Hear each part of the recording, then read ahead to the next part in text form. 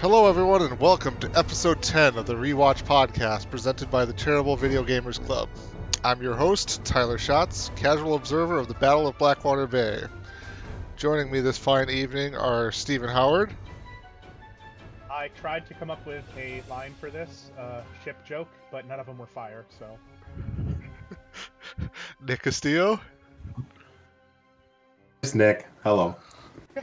Amanda Howard. This is Amanda, the watcher beyond the wall. Ooh, there we go. And last but certainly not least, Mr. Gary Delaney.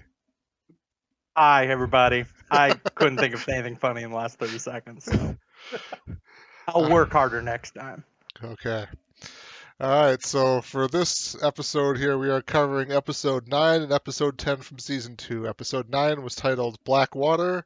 Episode 10 was titled Vala Morgulis. The quick recap for episode 9 here. Stannis Baratheon's fleet and army arrive at King's Landing and the battle for the city begins. Cersei plans for her and her children's future. Because this episode mainly, entirely covers nothing but the events that happen at King's Landing with the invasion from Stannis' fleet here. So I wanted to just kind of call off this first little touch here the two touches that I picked up here right away. So it kind of introduces right away with Davos sailing on Stannis' fleet into Blackwater Bay, and he's sitting there talking to his son. And earlier in this season, Davos has kind of come more into learning about the Red God due to the smoke monster that was used to kill Renly. And it's interesting, I picked up on a little point that he's having with his son there. He's having a good conversation with his son, his son is just this true believer. He is all for Stannis. He is all for the Red God and everything like that. And his son kind of catches Davos talking when they're talking about, Davos still calls for hopefully the gods will watch over us or something like that. And Davos' son quickly catches him, corrects him, says, God, there is only one God. I thought that was really good that, it's showing that this guy is really the true believer there. And the other point I wanted to just touch on here before I throw it over to somebody for a conversation was it was just an eerie chill to the kind of the start of the episode. Just the terror and the fear basically perpetrating everyone's voices there. The biggest one I thought capped off too was just Tyrion sitting in his bedroom there with Shay he just got kind of the blank stare on his face because you could tell he's just thinking about, everything that is about to come on and happen there. So, to start it off here, I'm going to throw it over to Steven here to just see where do you want to go with some questioning for this episode. Oh, I wanted to I agree with you about the eerie feel to the beginning of this episode with Tyrion obviously contemplating his life. Everyone it's the calm before the storm, and it's the terror happening. But then also it goes to the ships actually moving towards the Red Keep. Well, I guess Red Keep to King's Landing, I should say. And I got a weird vibe this time watching it of almost watching Band of Brothers, another HBO series, where you have all those troops on board a ship it's a plane in Band of Brothers at that time, but they're all in this ship and everyone is dead silent. They're all focused on themselves. There's some people puking, and you only have the officers really talking or really doing anything. And it was I don't know if I want to say eerie similarity, because obviously it goes very differently than D-Day, but it was just something that this time around watching it, I didn't catch it or didn't strike me as that last time, but it was very similar. And I was wondering maybe because they're both HBO productions, maybe that's kind of where they came from. They were saying, all right, how are we going to present these soldiers obviously going to thousands of deaths? How is this going to be presented? Well, let's do it from how we did it on D-Day. I think it was definitely there's a lot of time trying to build into that moment. Mm-hmm. Like, to set up that, like, on the ships, they're trying to do a sneak attack so it's eerily calm. Like, they're not bullshitting on the deck of the ship. Like, they're trying to be eerily calm to try to attack by night. I guess I was curious how the build-up, that was very, like, kind of supposed to be a surprise when you see the wildfire, if that was also kind of built up in the book, or if that was, like, the hand was tilted a little sooner before everyone's burning alive. I don't remember off the top of my head. Amanda, do you remember? I think it wasn't. It was a little bit like you knew, like Tyrion was looking into the wildfire. He was looking into a chain, but you didn't know how it was all going to come together That's till the that's battle. And I love that, honestly. that's right. There's a big chain that is mentioned throughout the book, and I can't remember exactly what that was for. Was it just basically to break the masts of the ships as they sail through, or I think it No. was It to locks keep them him from in. going up the river. So they had No, to. It Yeah. forced them to be at one entrance, like to land their boats at that Interesting. gate. Yeah, it locked a lot of ships in the bay as well, and this is something that the Ottomans Jeez. actually did. This is a historical kind of thing. They had a giant freaking chain that they would pull up above the Bosphorus that doesn't matter what type of ship you have, that ship isn't going to be able to sail through. And in this case, they used it to lock all the ships in while they're on fire. It causes the chaos of all those ships being around, not being able to maneuver. Most of them are on fire. You touch another ship that's on fire, you're catching fire. Ah, you're I right. very, oh, I Raise the very anchor. much. Sorry.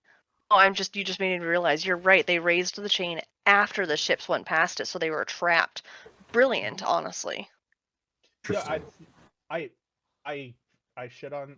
I don't know if I can cuss. I crap on this show. Have you met Gary? A fair amount for some of the military things or the tactic things that happen. This is one of them that I really liked and I really enjoyed. Kind of moving off that even little, the thing that didn't enjoy so much, all of the entire Stannis' fleet seeing one ship coming at them and no one going, yeah, this is really weird. We should just sink it. Just And like honestly, I thought of that too. Like, why don't we sink this fucking ship? Because if the ship goes down, it's still gonna spill wildfire, but it's not gonna drag it through the rest. Right. you're not Like, gonna have that big boom that happens when it. or you wouldn't just ram it. Just be like, hey, hey, you guys, ram that fucker. Like fire ships were used historically too, lighting ships on fire and loading the cannons and stuff and sending them on into things. So like, wouldn't have been unknown tactic, I imagine. so I have a I love question. when. Go sorry, ahead, Nick. Nick, sorry, all you. I was going to say, I love when shows, fantasy shows specifically, pull historical context from things like that. That's interesting to hear about the chain. Yeah, there's a moment or two where Davos sees the green dripping out of it and screams, "Wildfire!" Just like everybody else watches it coast for another good 30 yards closer, and then it blows up, you know? It's interesting, to say the least. I also want to touch, like you said, Tyler, on the ambiance of the building up. You know, it's not just a battle, it's a battle at night. It's on the water, and there's this mist and fog kind of over the water, so you can't really see the ships. I think Joffrey or Tyrion has this line about there's only a handful of ships there, where the others, and then you see more coming out of the fog, and you get a scale for how big this battle's going to be.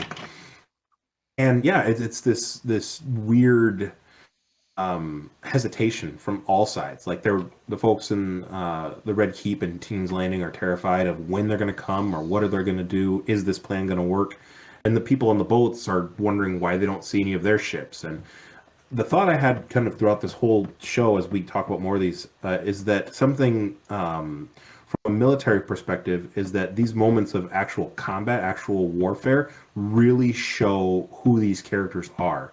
Like each person has a very obvious tell as this episode unfolds, and it's kind of this moment where they are their true self, or they see the world as it really is.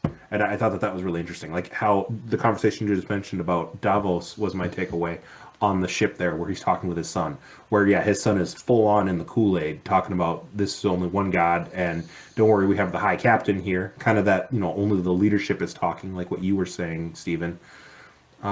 But Davos is still talking about, well, what about this? Well, I don't know if I agree with you because of this. And I've seen plenty of other, you know, he has that line about like there's 5 royal navies right now. And it's this very pragmatic conversation about, you know, war is terrifying and it's unsure, but these are the things that I'm still keeping in perspective. Like he's not, you know, his son is 100%, don't worry, we'll win because we have the Lord of Light on our side. And his his father's saying, "Don't worry, there's still some concern to worry. I have these other things in mind as well." And it's that perspective that really helps paint who these characters are. As you said, his son drank the Kool-Aid. Like, he's very much like, yes, but by the end of the night, Stannis will be on the throne. And Davos is like, holy shit, dude. Like, we got another couple fucking hours to go. He's like, we got to put him there before first. we're going to get anywhere near an Iron Throne. Like, let's focus on the next couple hours here. A phrase I always steal from Game of Thrones when I'm speaking to somebody like that'll say something like that, and I'll be like, "Oh, my sweet summer child." It works, and it's from the show for a very good reason. Oh, by the end of the night, so and so will be king. Not quite how it works. Lots more. Right. If you think this is going to have a happy ending, then you haven't been paying attention. Ooh, there you Ooh. It's my favorite. So I wanted to ask a question about the wildfire here, and I couldn't remember if this is just me making something up or if this was mentioned in the books. Does that burn still when you're in the water? Like, if you're set on fire with wildfire, even if you jump in the water, it's not going to put you out, right? I'm pretty sure. It burns flesh. Like, Yeah. it burns. I Yeah. think it's modeled after the Greek fire. That's what I correct? assumed after Greek fire. And Greek fire was notorious for the reason why it was so dangerous is if you put water on it, it would burst into more fire. You had to put it out with sand. Holy moly. That was why it was so dangerous to ships, and that's why it'd be so dangerous in this context as well, I'm assuming. Another thing then too, kind of going back to even like the Davos and the Sun conversation, is they're talking about like the bells ringing there.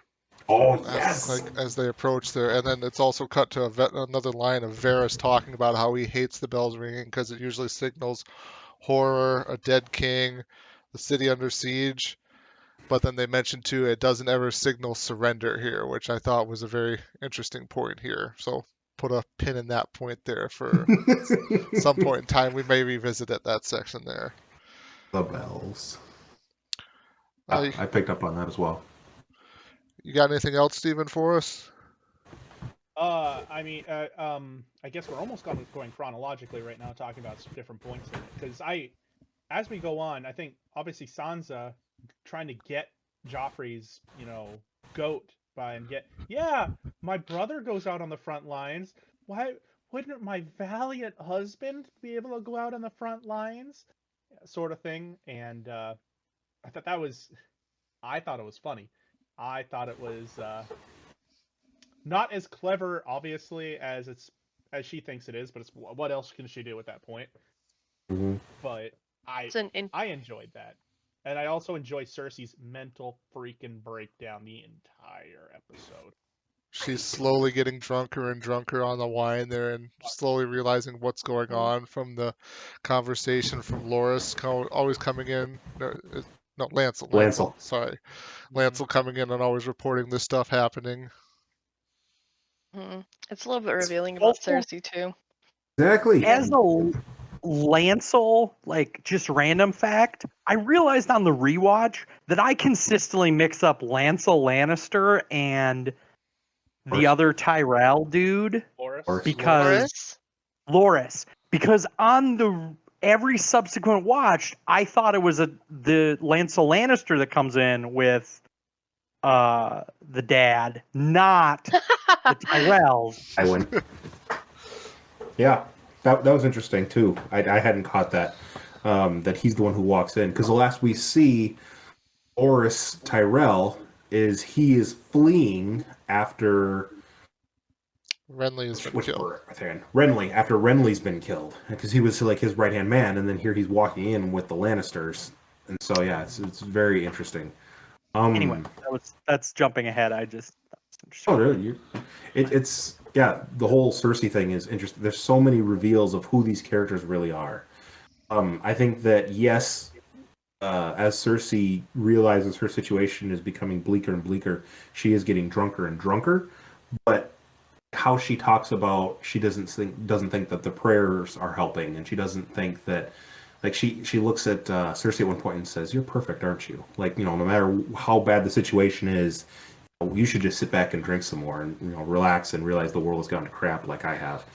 And yeah, it's Cersei's look. Like you said, what else can she do? But she still puts on the face that she has that really shows who she is. Like, she really kind of stays true to who she is this whole episode, whereas the world around her and the people around her freak out. Yeah, like the comment she has about her husband being in the Vanguard. Of course, she'll be brave enough to be in the Vanguard. Like Tyrion, Tyrion is the only one who really kind of picks up on her sarcasm. There's a line that before the battle, she says, "I'll pray for you," and he's like, "Will you really?" She goes, "Just like I pray for the safety of Joffrey," and it's like, oh, there it is. Yep, okay, and he just kind of smirks, like he catches, that she's not really fond of the Lannisters. Yeah, her brother, her husband is not. The whole kiss the heart eater thing, it really ticked me off. Yeah. So Turd. you mentioned something, Nick, to a great point that I wrote down there of how a lot of people's actions and stuff reveal kind of who they are throughout the episode. I wrote this down because there was one point that really clarified it for me of like the event that is happening on screen and everybody's reaction to it. It was when the ship blows up there in the bay. They get a flashback basically of like all of the people at King's Landing and actually just a bunch of other people. But you get like Tyrion kind of looking disheartened because he knows he basically just killed a lot of people for this battle. Then you have the Interesting. wildfire maester there. Pyromancer. Thank you. The Pyromancer. pyromancer. Yeah, Like, yeah. he's got kind of the look of kind of like glee on his face, like it worked. All this work did.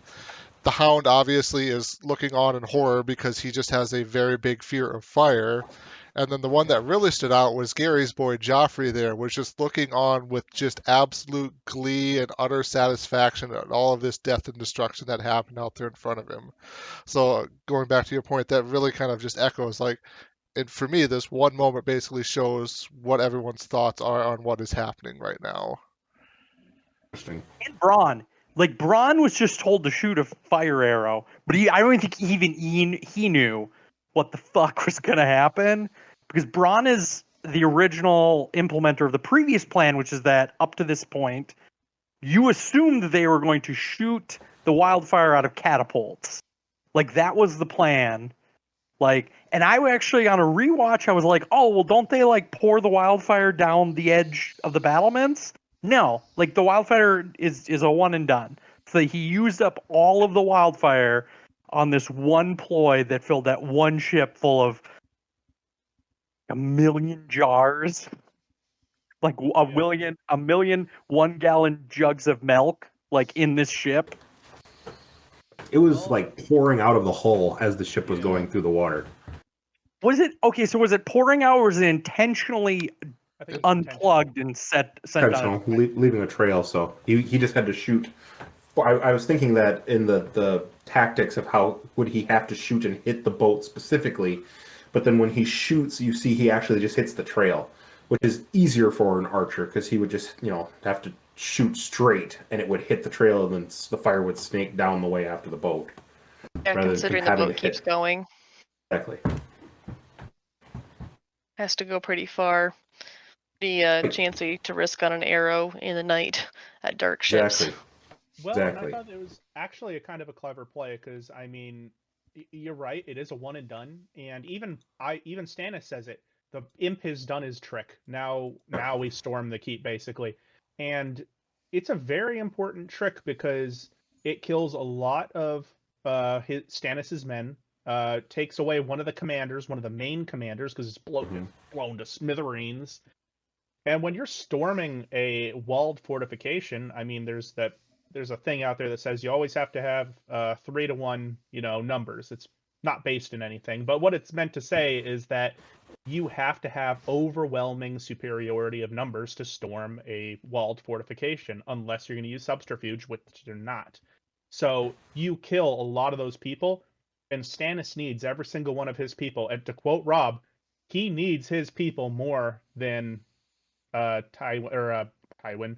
Tyrion needs, I guess, though his at that point in time, because it's just, yeah. Well, I was curious if you guys thought that, like, starting the ships on fire also changes where, like, they need to attack. Like, it very much limits like Yeah. where you have to defend. Because I think in previous episodes, they already knew that it was going to be attacked at the Mudgate. Mm-hmm. Kind of wish they had shown the chain in the show as well, because Yeah. that was it. Like the utter chaos of them not being able to leave, them slamming into each other, and Not being all able to going for this maneuver. point, and the motion of the river too, carrying them inevitably to this point in the chain. Like no matter what, like they were headed for destruction, even if they didn't get hit by the wildfire right away. Chaos is an insane Right thing in there, battle, and you could that's demoralize the entire enemy troops right there. I know if all these ships burst on fire, I'm gonna be like pretty demoralized. Absolutely. Yeah. I think, Stannis knows it too, because he has that line too. Is like, let's rally the troops for landing, and he's like, won't that kill us? Hundreds? And he says thousands. Yeah, he knows how screwed that made him, but it's his determination. I was trying, like I said, to rewatch this episode with a clear perspective of what happens to these characters, and by the end, yeah, they have to haul him off. I was like, does Stannis leave this battle? Does he finally realize how futile it is at one point? And Doesn't. no, he is screams, still- "Stand, you cowards!" until the very end when he's being hauled off by his own men because he's lost. And also, he like still, even though he's fucked, he just like he still jumps off his ship and is like, "We're gonna attack this." Like he is still like he doesn't have a hey, we should maybe retreat. We should maybe rethink this because like we need to live to fight another day. This isn't the time. Watching this episode, like I said, kind of trying to keep in mind who these characters are as they were talking, and partly Tyrion's knowledge, mostly his knowledge, because he's smart. He's not a battle tactician. He's smart, and he's read a lot of books on warfare, I imagine. Because there were a couple times he was giving orders, and he's like, rain fire on them. Archers, to your marks, hold the line. And I was thinking to myself, I was like, he's no commander, maybe because of who he is as a Lannister son. He's maybe had some tutors or things like that have trained him in warfare or how to be a knight. He's not a knight. He's probably never had those rules. Heard the stories of great knights, and sort of as they're written. So he probably just plays the part of the knight as they're written, and so that's how that's the only way he knows how to play it. It's just pretend that you're the biggest guy on the field and move forward. I agree with that. Play it up is kind of the takeaway from that, Gary, because he has all these knowledgeable things, just like you said about the words to use and what terms to say.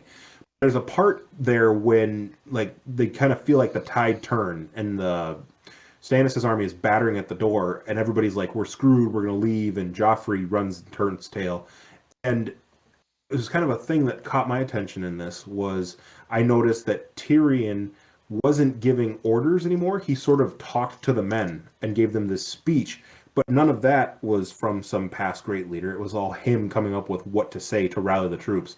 And again, my perspective of watching this episode, I kind of saw each character kind of come into their own of who they really are. And most people fell short. Tyrion jumped up in status. And it was his rallying cry, his determination, his telling everybody else what to do. Like, he turned to Sir Mendon, who I didn't even remember was at the battle, but this other knight in the Kingsguard and was like, "You do this." The knight was like, "Yeah, okay, sure." Like, he wasn't like half man, screw off. He had this commanding presence after the Hound, after the King, and several other prominent figures in that war party left. He was the one who took charge of all that, and that was a distinction there between what he may have read what to do to what he decided was what to do was the right thing to do. And I think that I agree entirely with that, and I think that it goes down to if you look like you know what you're doing, people assume that you know what you're doing, and they will follow you to do it. Mm-hmm. So I agree completely. I will say, jump off that a little bit as well and say, you know who else revealed themselves and their true character? Pod for King. Pod for King is That was pretty sweet. So yeah, Pod does have some good stuff in this episode, and then he also, I'm sure as Steven's trying to allude to there, he steps up and saves Tyrion's life there when Tyrion is being betrayed by the Gold Cloak there on the battlefield.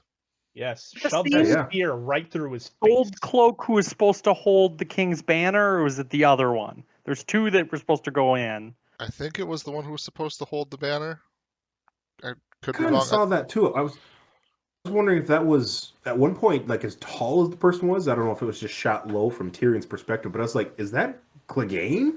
Right? Yeah. And then like it wasn't. Obviously, we find out later. You know, it wasn't him. It was just some guy. But yeah, it seemed like that was who that was supposed to be. I don't know. And I think it also shows really well just the chaos of battle. I had no idea who it was when it happened. You see it happen, it's the shock of what happened. Slice right past I was about to call him Theon this time. Tyrion. Tyrion? Thank you. I know it started with a T. A slice across Tyrion's face, and that's what you're sitting there going, "Oh my God, did he just kill Tyrion? No way!" And obviously, doesn't end up that way. But it's you don't barely even get to register who it is that's actually doing the slicing, because then he gets a spear shoved through his head by everyone's favorite character. There, I don't remember there's so Jon many. Snow being there. There's so many. Joffrey is inside, nice and safe.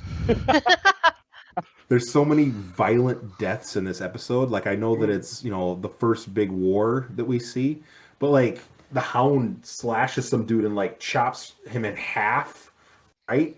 And there's another dude who gets like a sword across the face and knocks the top of his head off. And so yeah, absolutely. When that slice happens to Tyrion, like there's a part of me that was kind of like waiting for his head to slide, because that's how it looks when it first happens. And I think as an audience member, maybe it was shot or cut that way to make it look like, oh crap, you realize it's just his face. Hey Nick, You think they Don't- went to excessive brutality ahead of that? So when you see the slice, you perhaps think that that's like that it is more violent than it turns out to be?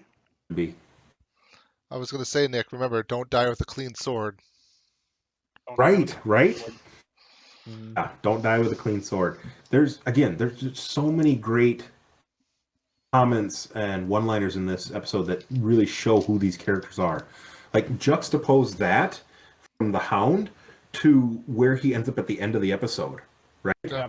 There's this clean cut where it's like he sees the wildfire and he sees the fire and the torment of like this one random soldier who he'd probably lay low in a heartbeat running towards him, but covered in fire. It just like throws his whole perspective off beat, and he just stands there.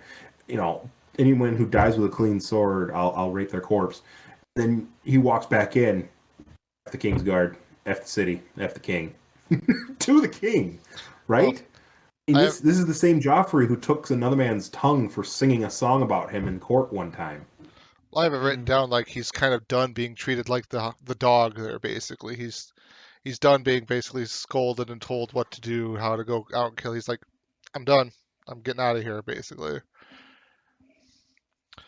We've kind of been on all over the place here with this. Nick, do you have anything kind of further you wanted to touch on? We've talked a little bit about the battle. We can certainly go back to the battle. Again, I really was interested in the character development in this story. I'm curious to hear everyone's perspective on Cersei's Nightshade. Makes sense. Justified for what she thinks is going to happen, or do you hell think yeah. that she's giving up? I No. was really interested by Cersei's conversations in this thing because, like, especially in the book, not really in the previous episodes, but like this episode, she says so much. Like, she has a really clear understanding of what is going to happen to her and the townspeople and the other women if the city falls. Very Mhm. clear understanding to the point where she's drinking to get through it. She's very clear on what's going to happen to Sansa, who is obviously shocked by that. And yet, like, Cersei had no understanding of battlefield like tactics. She wanted to pull the king off of the battlefield. She told the city to make wildfire with no plan with what to do with it. She just had her mobility, because Tyrion, at least in the book especially, was shocked when he found this, because he's like, she has enough to blow up King's Landing right here. Yet she has such a clear understanding of exactly what will happen to her and everybody else if the city falls. Do you think her original plan was, instead of taking the Nightshade or like letting Ian Payne like killed them all was to just blow the fuck up the Red Keep. Like Me? that was the self-destruct button. I guess my thought was, why didn't she, like, maybe she doesn't know about the tunnels. I would have to imagine she does know about some of the tunnels. So why didn't she have a plan to escape then? I guess like giving up King's Landing means you give up the power or whatever of being who you were. So, and then you'd be seen as a traitor or a coward or whatever. But I guess I Sure, don't well, know maybe why she didn't be like, well, my father's outside the city somewhere. I'll go find him. It's that's true. a She good never question. does. Yeah. Like, never once does she make an attempt to escape. Doesn't talk about the possibility of escape or that there's no escape. She Well, maybe just that doesn't actually go there. sorry, real quick. That actually blends really well in with Nick's point, though. That's her mentality coming into this. It is do or die. She's going It's in there true. and she's bringing in nightshade poison to kill herself, her son, and those that she loves. She's bringing in ill and pain to kill all these people. She's not looking at surrendering. She's not looking at retreating. She's not looking at running. It's nothing. You play the Game of Thrones, you win or you die. That's what she says. Also, maybe as a setting where she decides to make her last stand is while sitting on the Iron Throne.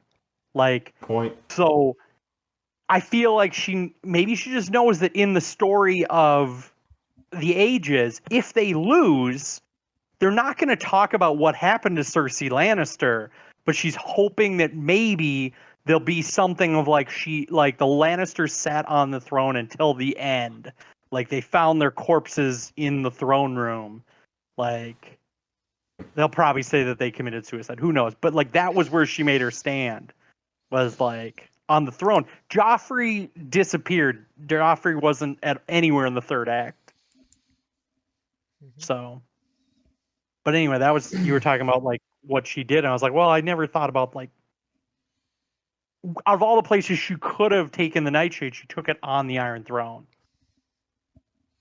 I think to the point that a couple of you are making too, like she makes a comment about she would have a better chance of seducing Stannis' horse.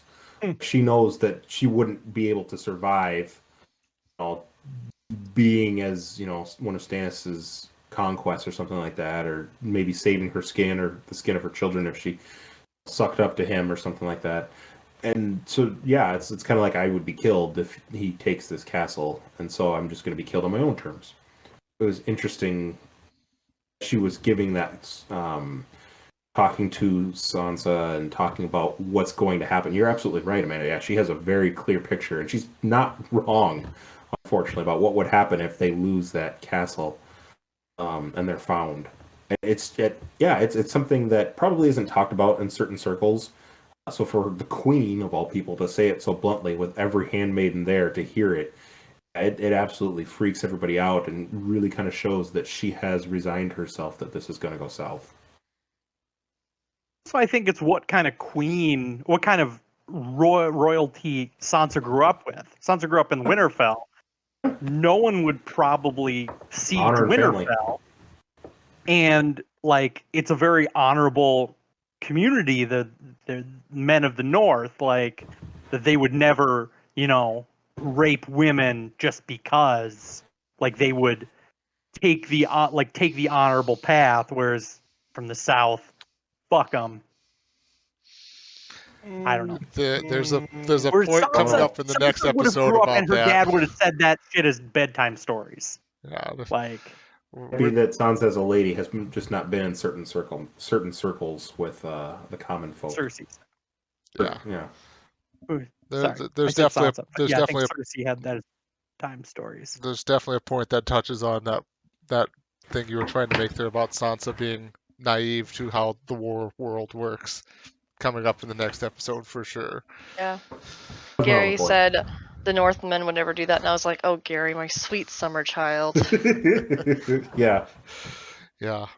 Have you met men? Never your favorite character? Let's take a look.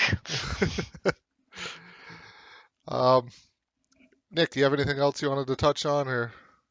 No, that was it. All right, Gary, what do you got for us? I guess the only sort of interesting thing I saw, and I didn't take a lot of notes, was the Reigns of Castamere. Yeah. First time you hear it sung. Also, you hear the off-color comment that is the like Lannister song, Mhm. and I feel like going deeper into things that are later on and blah, blah, there's a deeper story to the song "The Reigns of Castamere," Mhm. which isn't very well, but it's interesting on a rewatch because I didn't ever realize that it was sung at this point, sort of as that I song becomes, they slowly introduce things that become more important later on. I think too, like listening to the music a little bit more in the rewatch here, like I think the melody of Reigns of Castamere is part of the Lannister song that gets kind of played whenever a lot of Lannisters are on scene. So I could constantly kind of hear the melody in the background a lot of the times there if you're just listening like that. Also, I think a version of it plays at the end of episode 9. Yes. Yep. HBO skipped forward, but I think it started playing, and then I was just like, let's party, episode 10. I gotta give him credit for that because you see the words in the books, but they put them to music beautifully. Oh, They yeah. do. Right. They did a very good job. All of that Could stuff listen to the song if you knew it wasn't such a bad day. all of that Right. stuff too. It's always like, okay, the author wrote all of this stuff down. Now how do we actually turn it into a real song or something like that? I always Mhm. find that really amazing. Digimon Also, Rawadi is one of the top 5 composers in the world, I've heard. He's fantastic. Was it HBO always does such a good job about changing their music into just fantastic, whatever it might happen to be. Westworld, anything. It's all fantastic music. hmm Westworld was also the song composed by Reigns the of same guy. Castamere introduced at this point? What, Gary? Was the Reigns of Castamere song introduced at this point? Like in the or was it like was Bronn singing it part of the story? I just was curious if it happened in the Oh, in book. the book? Yeah. Because I think another thing is like I'm guessing that song existed, but it's sort of the setting to which having Bronn just sing it in a brothel, like getting drunk, like because I'm sure they're all on shore leave until shit goes sideways. Like there's no reason to, make sure everyone's paying their taxes or, you know, It's a break very up bar somber song. brawls. Like you're gonna have to kill some motherfuckers in a couple days. Like let's go get drunk and party until then. That song And obviously, really. sorry, Nick. You're fine. I stepped on you. I was going to say that song really idolizes not so much that we're going to have to go kill somebody, but that, you know, terrible fates befall people who oppose the Lannisters. The words in the song are really, who are you, the proud lord said that I should bow so low, and it's kind of like how don't mess with the lion, and their families have befallen terrible things when that song is sung. So it's kind of like, yeah, it's a something to get them kind of, don't worry, we may come out of this yet, kind of, but at the same time, it's like, death to our enemies kind of thing is what I think of when I hear that song. Kind of form of not psychological warfare per se, but some psychological operation almost. And Absolutely. Yeah. obviously, they wouldn't think about it in exactly that terms, but they'd have a vested interest in making sure that song is known well and far, and bringing It's pride to the Lannisters, scaring their enemies. great branding for them, honestly. Oh yeah. It makes people more afraid to take them on. I mean, who wouldn't? That's all I had. I didn't. Yeah. Also, Okay. there was a couple good interactions between the Hound and Braun, which I don't know how if Oh, that yeah. was just manufactured for the show or if it was part of the book, but I think it was just kind of a bar fight early on that sort of pays off because Braun's the one who saves the mountain or the Hound before he gives up. So. Right. Well, Braun, in the to your book, point, Braun has his hand on that dagger. Like, he's ready to throw down if the Hound attacks him. in the book, at this point, Bronn is not city commander. It is whatever his name, Goldhand. Bronn is still just with Tyrion at this point. It's not until after the Battle of Blackwater Bay that Gold Hand dies during the battle, and Bronn takes his spot. Interesting. He doesn't get sent up to the Night's Watch? Bronn? No, Oh, the isn't guy that that Braun replaced. Yeah, didn't. isn't that what happened in No, the show that we saw so far? He replaced him and sent him up to the Night's Yeah. Watch, and he's like, "How No, dare you?" And he's like, "I'll no, strip you of your there was a lands." person interposed in between those two. The guy that Oh, you're interesting. thinking of did get sent to the Night Watch, but there is a person in between him and when Bronn comes in, and it's I Interesting. can't remember his name, somebody Iron Hand or somebody Gold Hand. I don't remember his name, but he is just he's shown as he's not really personified in the books to what I remember. He's just kind of shown as a military professional or a policing professional that gets the job done, and he's effective enough and then just dies in the battle because I mean people die in battles, and that's when Yeah. Bronn takes And then over. just dies. People just die in Game of Thrones? What? Yeah. I know, it's ridiculous. So they I took had some a- artistic liberties and shortened some timelines up. But Yeah, anyway, you that's had to all I had. combine characters. All right, what do you Back to got you, for us, Tyler. Amanda? Mine was already kind of covered. We talked about Cersei. I wanted to see about how interesting her reveals were. Even particularly, she did also notice even during all that she was talking to Sansa one of many times, and she notices Sansa's maid, which is Shay, and Shay curtsies to her like the worst curtsy. And I actually love that little detail because yeah, you can't just jump in a castle and think I can just fit in here. Cersei immediately is like, how did you get all the way here in that amount of time without knowing how to curtsy? Yeah, that's a major oversight on Tyrion's part. He should know that. He would definitely catch somebody who did that. He would know. Yeah. Even we talked about Cersei's kind of blitzed, and she's that quick. You know, she's not. She may be drunk, but she's not dumb. Right? She like instantly pulls that thread. And when did you come from Loroth or whatever, or Lorathi? And it's like, oh shit, I was with a maid. No, you weren't. It's like she's ready to ask her what her backstory is, and then I think it's one of the times that Lancel pops in. And yeah, it's she's very quick. Cersei's ability to read people, which being constantly underestimated, like she understands that there's a certain hierarchy, and I'm sure just being a Lannister, you have to understand there's a certain hierarchy of ladies of honor, like that you have to be able to navigate, and you have to understand like whose ass you got to kiss. And Right. I mean, obviously, even though she's been the ass to kiss for so long, you don't lose that skill. Yeah, and not to mention Cersei's been the queen for how long? Like she would have been in charge of multiple people who were in charge of hiring people and recruiting people. Like she knows. I would actually say that Gary has a pretty good point on that. That if once you become queen like that, you generally tend to lose a lot of those sorts of skills, the ability to read people, the ability to do that other sort of stuff. You just becomes a little bit more complacent. It's a credit to her that she's so good at it still, so amazing, and quite possibly never lost any skill. She kept playing that game. She never became complacent.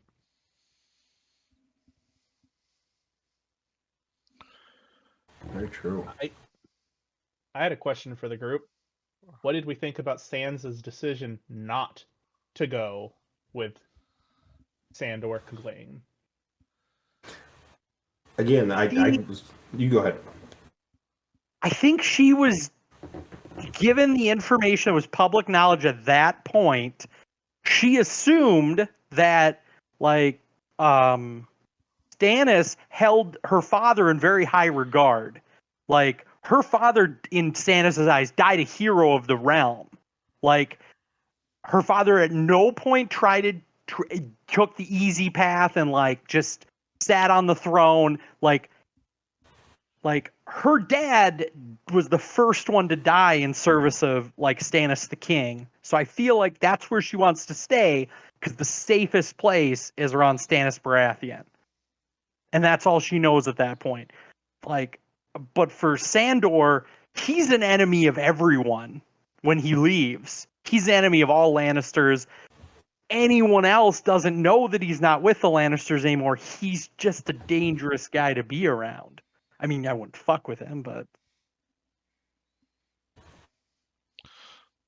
I was going to say I didn't remember a lot of the stuff from the specifics of this episode, and I forgot that she was given that chance. I think we talked about the musical undertones in some of these scenes, and I think there's a little bit of like the Winterfell theme in that moment where it's like teased of home, like here's my option out, because he's like, don't you want to go home? Directly to her, he says, I'll take you to Winterfell. And it's this kind of moment of like, she sees a door, she sees an option, here's a clear chance. She still is hesitant. And to me, I think she's held back by fear. She's still terrified of Sansa, still terrified of Joffrey. She has the really great line early on of, no, Joffrey will come back. Evil ones always live. And she kind of feels like even if this battle goes south, somehow this will come back to her, and she's you know, that indoctrined, that doomed, stupid word, but no, that she's terrified that somehow Sansa or Joffrey will see that she's escaped and come after her. So I think that's to me, that's what I saw when she said no to Andrew. also the last time she was around the common people of King's Landing, like they tried to kill her and rape her. So Sandor saved her at that point. Yeah, but now Yeah. he's a drunk guy sitting there covered in blood, being like, "Come with me, and I'll take you Yeah. home eventually." Come with me if Fair. you want to live.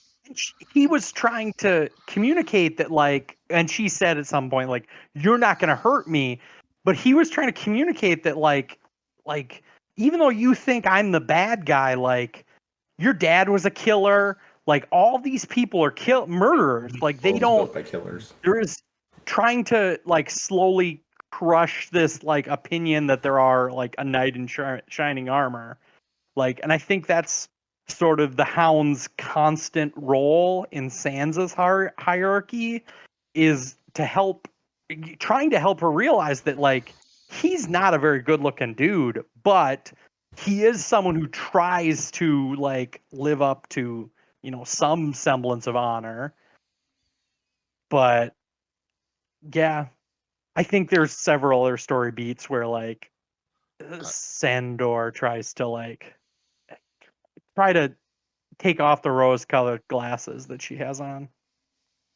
I think it's an interesting point. We'll have to pay attention to in future seasons. That this time she said no, and then was that her choice? Was that her chance? Yeah, Mhm. she's not gonna be Happens the saved by next a time. drunk. She won't be saved by a drunk knight. It's true. Oh, And then, actually, Nick, when you were talking, you actually made me realize one more thing, and that's just an interesting deficit of information that has no real role in this. But Sandor says, "I'll take you back to Winterfell." Winterfell is currently being held by enemy forces, which Absolutely. leads me to believe that I don't think the Lannisters know that Winterfell is no longer held by the Starks.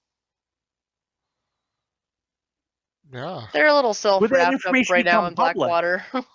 I mean, no, 100%. They're focused on that, and like I said, it really doesn't play any big part. But it's just an interesting deficit of information that, for whatever True. reason, when I'm watching these, I assume that everyone knows what's happening everywhere else in the world, which is dumb. This is just an interesting. It's two major events that are separated, and one of them nobody knows about. No, you're right. Well, I mean, and part of it is like Theon killed all the ravens, but like even when Cersei asks Lord Baelish to acquire Arya, she tells him, "My spies in the north tell me the girl is not there." Interesting. So she's got connections. The there's a part where Catelyn Stark says to Robb why she let Kingslayer go, and she's like, "I want to save my boys." Girls. And she says she wants to save her girls. Does she know that Theon has taken the boys in Winterfell at that point? Yes. Oh. Hmm. And so there's this weird, I want to save the girls. Does she know that Winterfell is taken as well. You talk about the deficit of information. Yeah, I don't think that many people know that that's happened. Rob has some conversations with, what's his name? Bolton, saying, I could send some men, and he's like, no, let them know that any Greyjoy who gives up will get amnesty to go back to his homeland, except for Theon. And so there's only a handful of people that really know what's going on back home too. Interesting, good point to bring up. Seemingly so. Who's the gentleman on the boat at the very beginning? He knew that there was multiple kings and multiple Davos. He knew that there were multiple kings and multiple royal navies, because that implies that he knows about that there's the War of the Five Kings. I think that's what they call it. Yeah, I think everybody is aware of that. I think that some more than others know the sheer size of the other armies.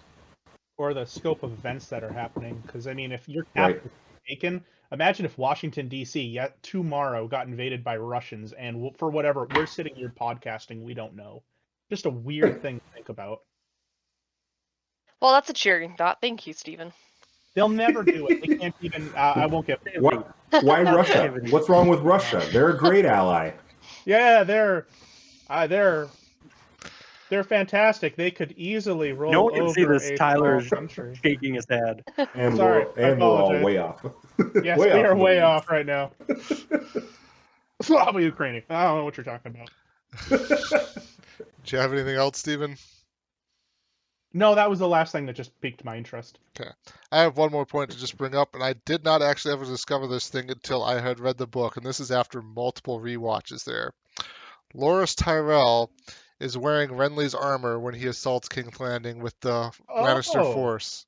I never ever picked that up until I read the book, and because Loras Tyrell is playing the part of Renly's ghost there, basically to incite fear into the men, because all of Stannis' men think he's dead.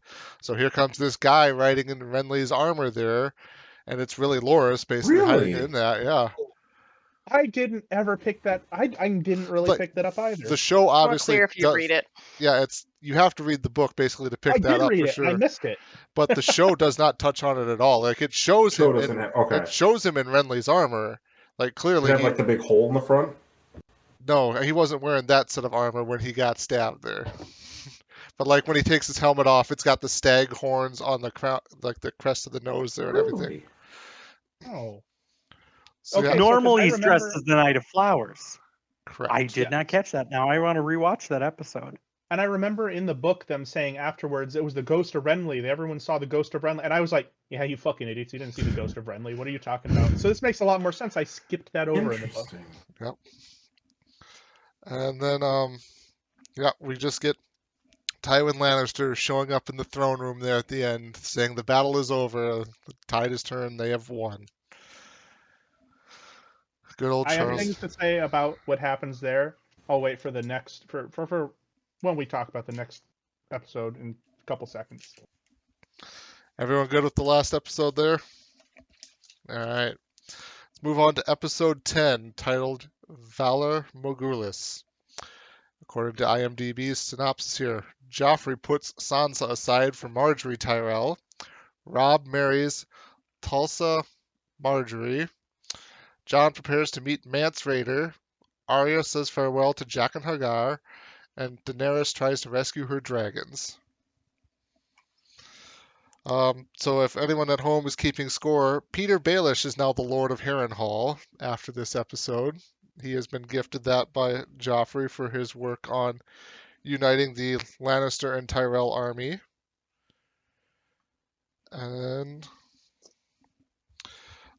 I wrote down this point. It's very convenient that the gods are going to let Joffrey out of his vows to Sansa Stark to marry Marjorie Tyrell just because Sansa's father happened to be a traitor to the realm there. Air quotes around the word traitor.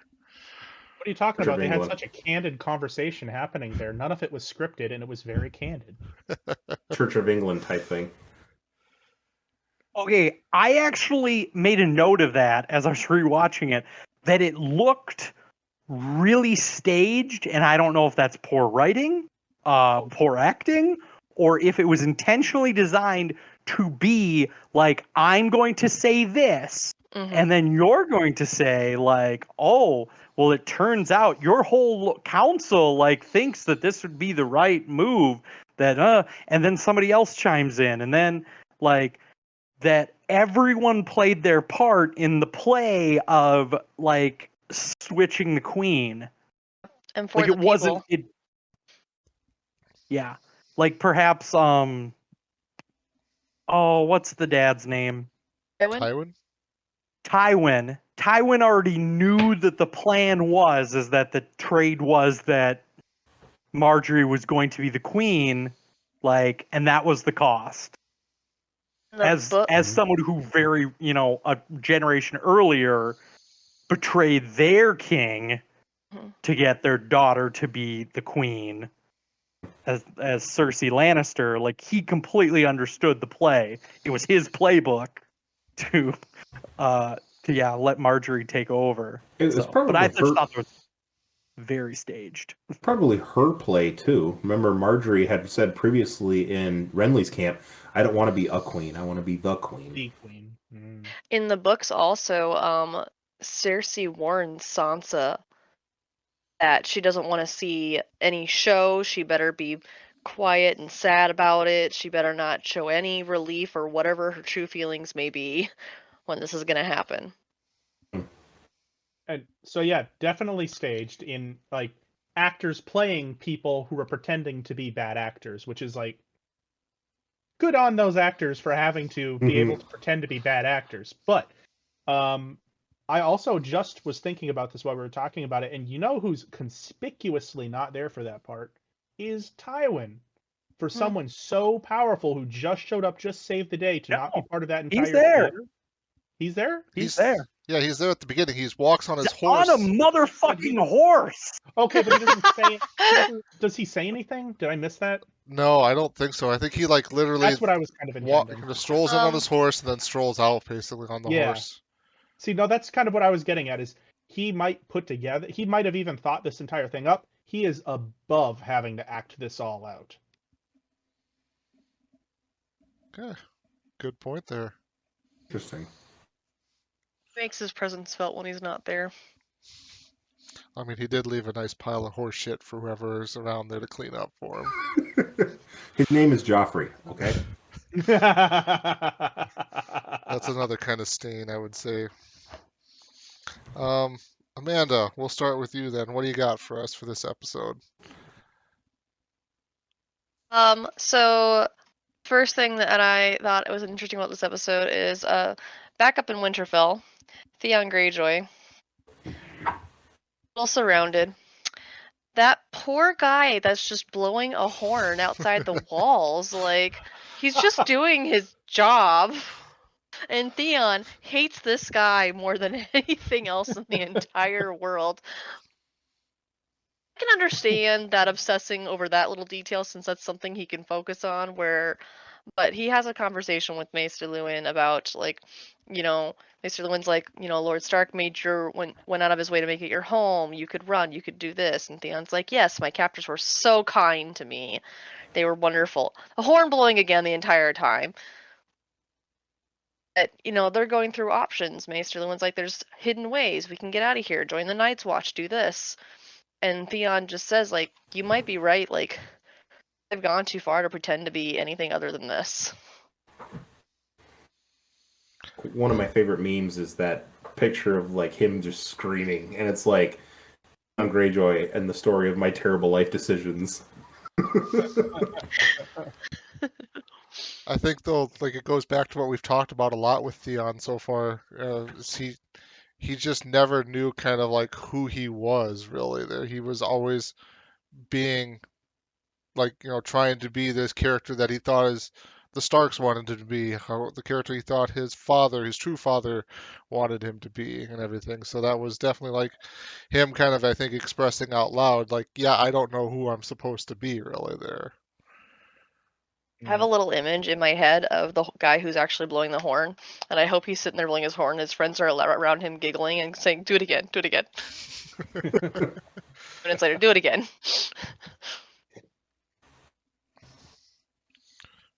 Do you have anything else, Amanda? Oh, not on that. Okay. Gary, what do you got for us? Oh, lots of fun. So what's the maester's name that's in King's Landing? There's a So conversation between Pycelle, Grandmaster Pycelle. Maester Pycelle. So there's a something I didn't catch the first time through, which was that when Maester Pycelle is helping Tyrion, and he's basically like taking this perverse joy of like the shoe being on the other foot, of being like, oh well, now this is you're like, I'm sure he's in like living in a fucking broom closet, like, because I mean he's still a lord, but they just shipped him out into a random bedroom. But as he leaves, he flicks a coin at Tyrion and says, "For your trouble," which is a callback to when he pulls him, like Tyrion pulls him out when he's like with a whore, and he like puts all this extra cash for the whore. So I thought that was interesting callback I didn't catch the first time.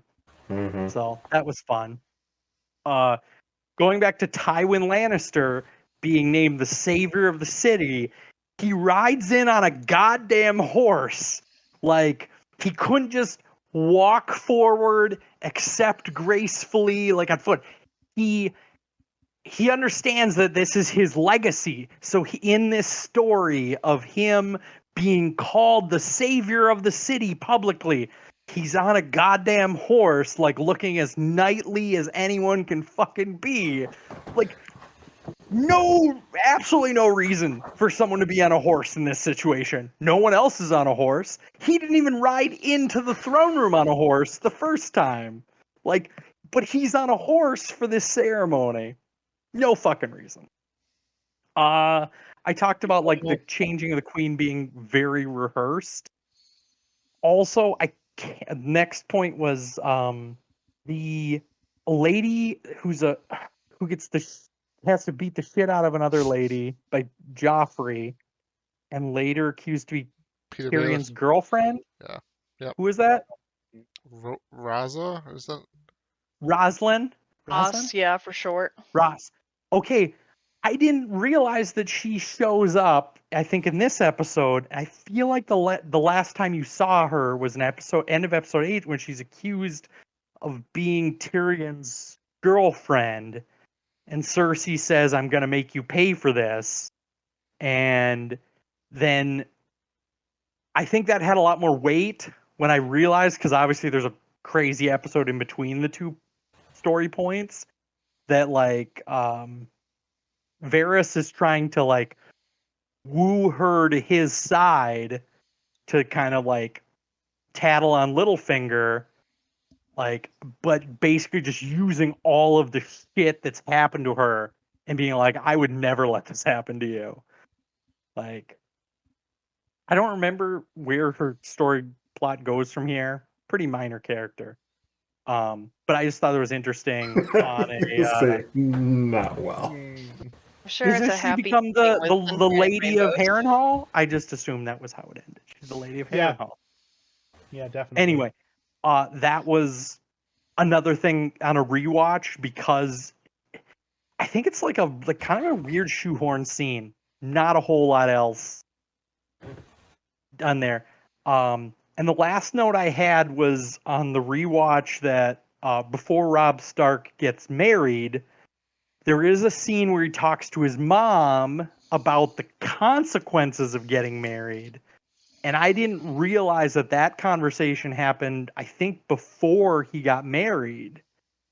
I originally, like, as you kind of recollect it, you assume that the consequences came afterwards. But it's more poignant that, like, his mom tried to talk him out of it. Like, so there was a little foreshadowing that this was happening. Like, hey, like, you made a promise. And Rob's just like, fuck you. Like, you're the last person to say about keeping promises. So Like this did not work out for you and Ned. I want to Like, I want to jump in on this point here, Gary, because I wrote this down too, of this part standing out to me. So is Rob kind of kind of opening this up to the larger group, is Rob's kind of like answer and response back to his mom, because like he's getting a little cocky there, because like he's basically essentially winning the war there against the Lannisters. They've had to basically retreat down to King's Landing. Or is it also too because his trust in his, like, this conversation seems like he's just kind of being like a snotty kid there to his mom. Is it coming though from him because his mom has basically betrayed the trust in by releasing Jamie there? Like, does Rob feel like he doesn't really owe it to his mom to give an explanation for what he's doing and why he's doing it, even though he made the promise to Walder Frey? You know what? Before you said anything, I would have said the first. After you said it, the second makes a lot more sense to me. I'll be honest. It seems like something show. that. Well, yeah, it seems like something that a petty, not he's not petty, but something that an aggrieved son would want to do to his mom. Oh yeah, you think you get a choice in who I marry after what you did? Yeah, you know what, mom? Go take a long walk off a short pier. Yeah, the show does actually make that make sense, because in the books that's not like, she has no clue. He gets married like without anybody knowing, with no forewarning. She has no clue. In the show, they do give like, there could be that reason. That's interesting. Good point. I don't know. I just thought it was on a rewatch, like it sort of came out of nowhere that like, oh, he's getting married. Like, well, that's gonna have consequences. But I'm sure it'll be fine. Definitely True love wins all. nothing bad will happen at all. Oh, true love. Joffrey and Marjorie together forever. Rob and I forget her name together forever. Talisa? Lisa. Whatever yeah. her name is. yeah. But anyway, like, also it's very telling that when they get married, like the level of which he's just like, just on every rewatch of realizing like he doesn't have a wedding ceremony in front of the old gods. He uses, I'm assuming, a wedding ceremony for the Seven, which is Oh, a real, like, not only did he not as a king hold up his promises of the betrothed, but he gets married to someone and completely disgraces his gods, forsakes his gods, similar to Stannis, and takes on new gods and gets married. Like, that just seemed very telling of like where his headspace was at. never caught that Interesting. detail before, Gary. It's a good point. He does get married in the ceremony of the Seven rather than in front of like of a weirwood tree. Interesting, especially for the character they chose, Talisa, which did not exist in the books, but she's not from this land. Like the Seven, it's not like they did it for her. The Seven gods are not hers. Would Mhm. have made more sense in the book because it was a Lannister. What Right. what makes it a marriage to of the new gods there versus the old gods? It's just the fact that they're not at the werewood tree. Say the mother, the crone, Yep. that all those words, they name off the seven gods in the ceremony, and as you hear it, you're like, these has nothing to do with like the religious beliefs of the old gods Mhm. and whatever, the children of the forest. Gosh, Like, too and much I think science fiction. I don't Catelyn know if I'm Stark mixing them up. in the books, I think Catelyn Stark reminisces back to her wedding, which they did both ceremonies for both of them. But yeah, this one, Interesting. Rob in the movie, he does the Seven. He doesn't say his vows in front of a weirwood tree. Could it be because there are no werewoods down here and he wants to get it done right now? A, And a lot of the maybe he's castles planning on have doing it later, a lot of the castles have a godswood. even in the Mhm. South. Yeah, I mean, in King's Landing, after Sansa's father dies, she goes there all the time to pray. It's a good point. Erie was notable for having a godswood that did not grow, no matter how much dirt they carried up that side of that mountain. So anyway, I just thought that was really telling that like now he's a secret, he forsaked his oaths, and he's already sort of in shit league with his bannermen because like his mom just sort of betrayed him, like, and to add on to that, he just like made a just broke a promise to someone in wartime to so anyway, that is all I had for this episode, so we can go on to the next person. Well, real quick, I want to bounce off that. You're right. For all that he is the amazing strategician, the amazing tactician, can't handle diplomacy for shit, can he? For that, and that's a crucial part of any joint war effort is being able to handle your allies. And you're right, he can't do that. Does it well in the north when he's winning all the bannermen to his side because they all test him in their various ways. But when it came to this thing, I don't know, he wasn't at the negotiations. His mother made them for him. He just agreed to them at the end. He had the And then bridge that he needed. He didn't need those consequences anymore. And then his mother made the negotiations with Renly's army too. Oh, true.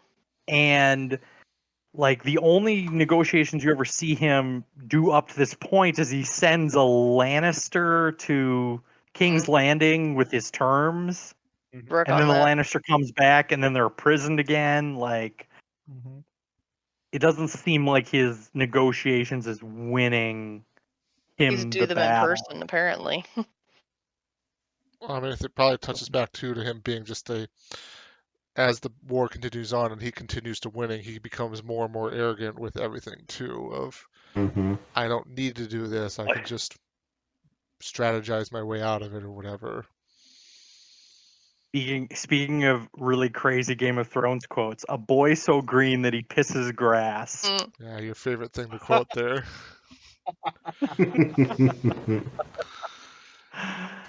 All right. Anyway, Nick, what did you have for us? We talked about the one or two things I really had. I didn't have much on this episode. I was more focused on the Battle of the Blackwater.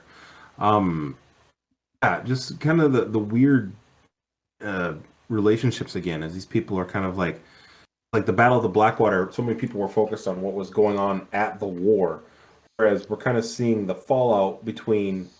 Right, seems like this chaos is kind of settling. Clearly, the Lannisters still hold the Red Keep. What does that portend or foreshadow for these other groups? Yeah, there's just a lot of unknowns. How the Winterfell army is doing under Robb Stark. He's not very good at diplomacy. Was kind of the big takeaway I had from this episode. I really didn't have much from this episode. All right. Steven, what you got? Well, guys, let me tell you what.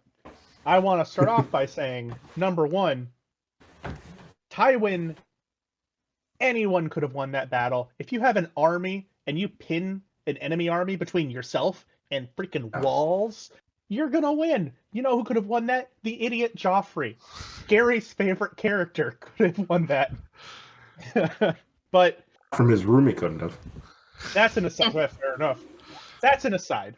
What I really wanted to get to was the events taking place not really in the Seven Kingdoms right now. With my least favorite character, Daenerys. And her trying to get back her Dragons? Dragons. Yeah, she goes into the tower and just has crazy dreams. You see her when she walks into the Iron room. Throne? Yeah, with the Iron Throne in it, and there's snow falling. Did anyone else get? Flash forward sort of ideas. Mm-hmm. So I totally did. I watched that and I was like, whoa. The snow. The snow. First time Good. seeing that image or watching this and seeing the rest of the.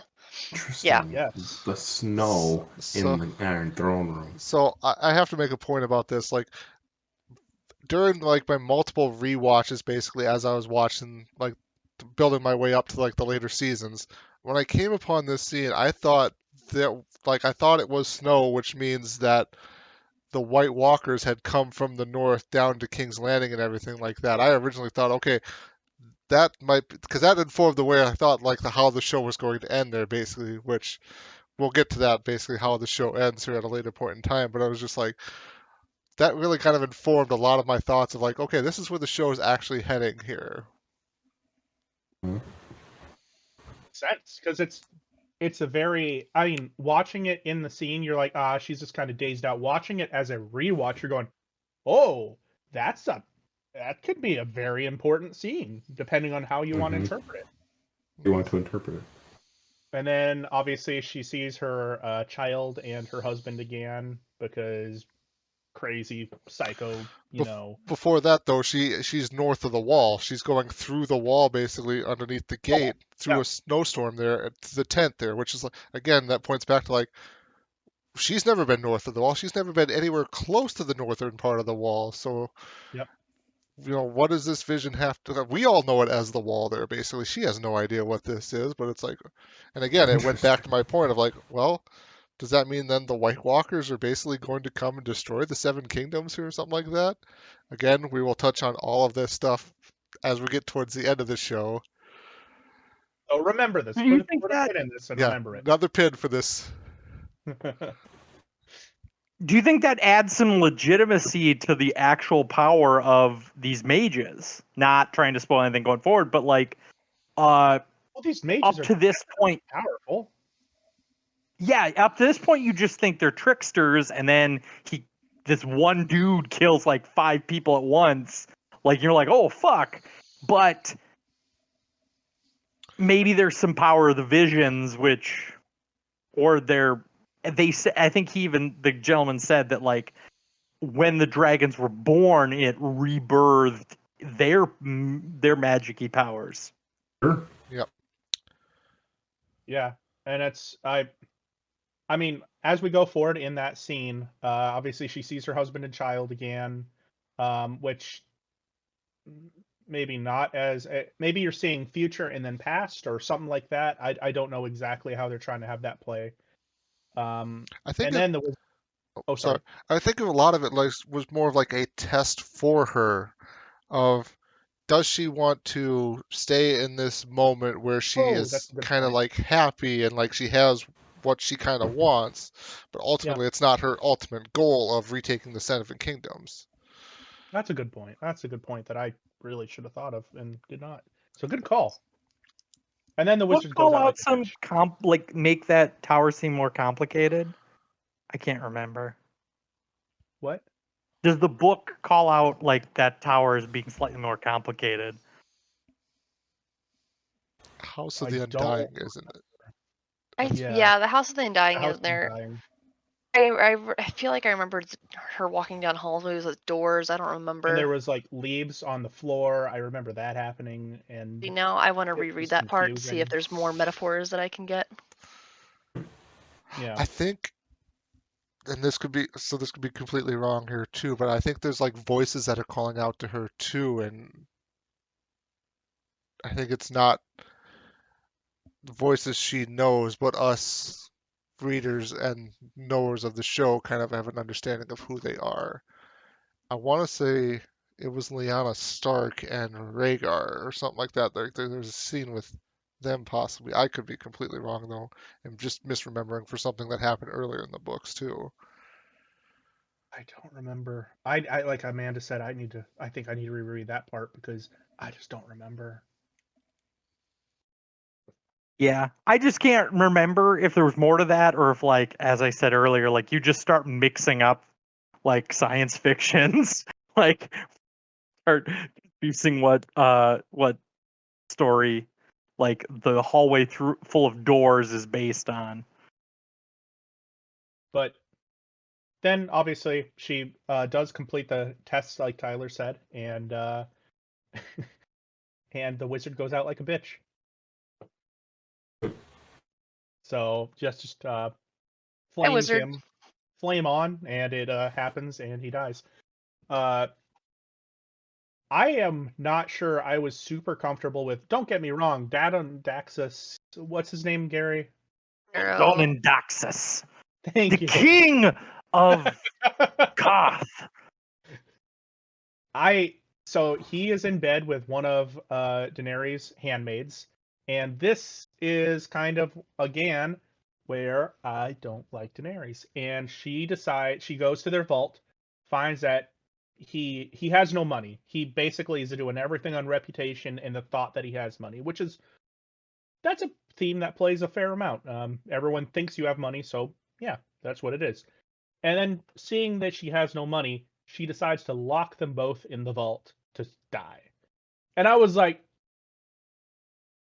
I think her minions sort of just walk them in there. It was a silent conversation. No words were said. She's just like, oh, get in here, guys. I don't know. it's another, to me, it's another foreshadowing scene to what happens later on with her dragons and them breathing fire on something. Interesting. I just assume that you like she's so mad at them that she can't just kill them. She's going to like make them suffer, and also they need time to loot all of Karth. You don't need these guys hanging around.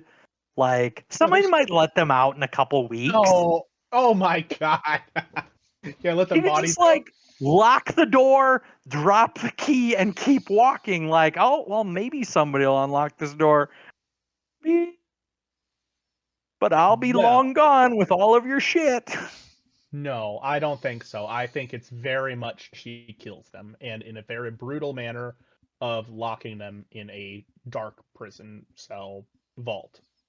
And it's brutal, and it's kind locked of in a vault of his lies. Lies. You're in a vault of lies. Lies. Where are you? I'm in a vault of my own lies. A vault of my own lies. But anyways, I don't know. I think it is brutal. It is becoming of Joffrey is what is becoming of. It is not becoming of any other of the rulers at this point in time. No other ruler that I can think of besides Joffrey would do this. And that's because she's cruel. She's a cruel person. And I'm going to start building a case from here on out. Is it that she decides to do what she thinks is just, or is it because she secretly has a darker side to her that we may get to find out more about later? Is it just to torture someone to death? The outrage on Gary's face as you insult Joffrey, his favorite character. No, after all the brutality you see in this show, like just like leaving someone in a vault to starve to death seems like the lesser of evils. You've watched people get burned the fuck alive. You've watched people get their tongues ripped out for singing. Like, this guy lied to her, like, took over a kingdom, stole her children, like, and did all this on a throne of lies. And by that point, she's like, I got my like, you tried to imprison me to steal my magic. You stole my children. Like, you get what the fuck is coming for you, dude. Killed some more people too. No, and I'd be okay if she killed them. If that was a just punishment. Torturing them to death is a very different type of punishment, and a punishment that's not killed half of what was left of her army. But it does not met out by any king besides Joffrey. Joffrey is the only other king who tortures people to death like that. Torture, just leaving them to. They're in timeout for a bit. Okay. Agree to disagree. I don't think it's that.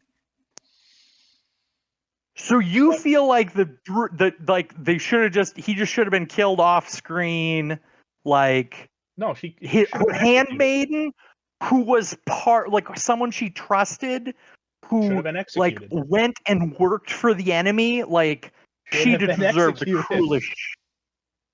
I don't know. Oh. I have no sympathy for them. None. I don't have sympathy for them. Yeah, don't get me wrong. I don't have sympathy for them. I don't like Daenerys. There is a difference. And it is showing her to be who she is. If we're talking about people showing them who they really are in these last two episodes, this is showing who she is. And who is she? She's vengeful. She's angry. She wants to have her just reward, and her just reward can be someone's pain. She's fine with that. For perceived slights. I'll give you the vengeful. See, and I think. Sorry, you can go. Sorry. No, you're fine. I'll give you the vengeful. It's not a bad point. I like that Gary is just like, you've seen worse. This is fine. Yeah, I think it would be very different if it was like one of her knights had done it or one of her people had done it. It's like watching. There's the difference between watching Robb Stark turn someone into someone who reeks, and one of Robb Stark's bannermen turning someone into someone who reeks. It's very different morally implications. Yeah, but does that mean that you're not very powerful if the people you have that you are controlling go off and do their own random stuff? I just Responsible think for them. it's the culmination of her story arc this season. It's the culmination at the very first scene you see her in season 2. She's walking through the desert. She's starving. She's like she's lost half of her Khalasar and the other, losing more by the desert. She sent somebody off in one direction, and like a horse came back with the guy's head in it. Like she begs at the doorstep, and they're like, you know what? You can go somewhere else, motherfucker. And she's like, what? Like, how dare you fucking just try to kill me here? Like, she's just at her wit's end. She's a stranger in a strange land, and the only thing she knows is the wrath of the dragon, and that the what is her husband's tribe, the Khal Drogo. She only knows Khal Drogo's justice. Like I don't know if you're trying to sell me on her here, but this is not selling me on her. If the only thing she knows is the vengeance to the... Sure, but if the only thing she knows is the vengeance of the Dothraki and the insanity of her family bloodline, why am I supposed to root for her? I do admit that it's kind of interesting that the defense for Daenerys is coming from Gary, whose favorite character is Joffrey. The rest of us are rather quiet and hard to defend this. True. I just think that she's defending her children. Like her entire arc this season is about Ben defending her dragons. Like she wouldn't even show them to people because she was afraid they were just going to kill her outside the gate and take her dragon. And then she brings them in and she's like, oh, I'm going to teach them. And this will be a good place to raise my dragons until we can, move on. And then that gets pulled out from under her. So I just think that they're like her whole arc this season is driven by the birth of the dragons and the power being shown of the dragons and sort of her emotional arc of realizing she has power.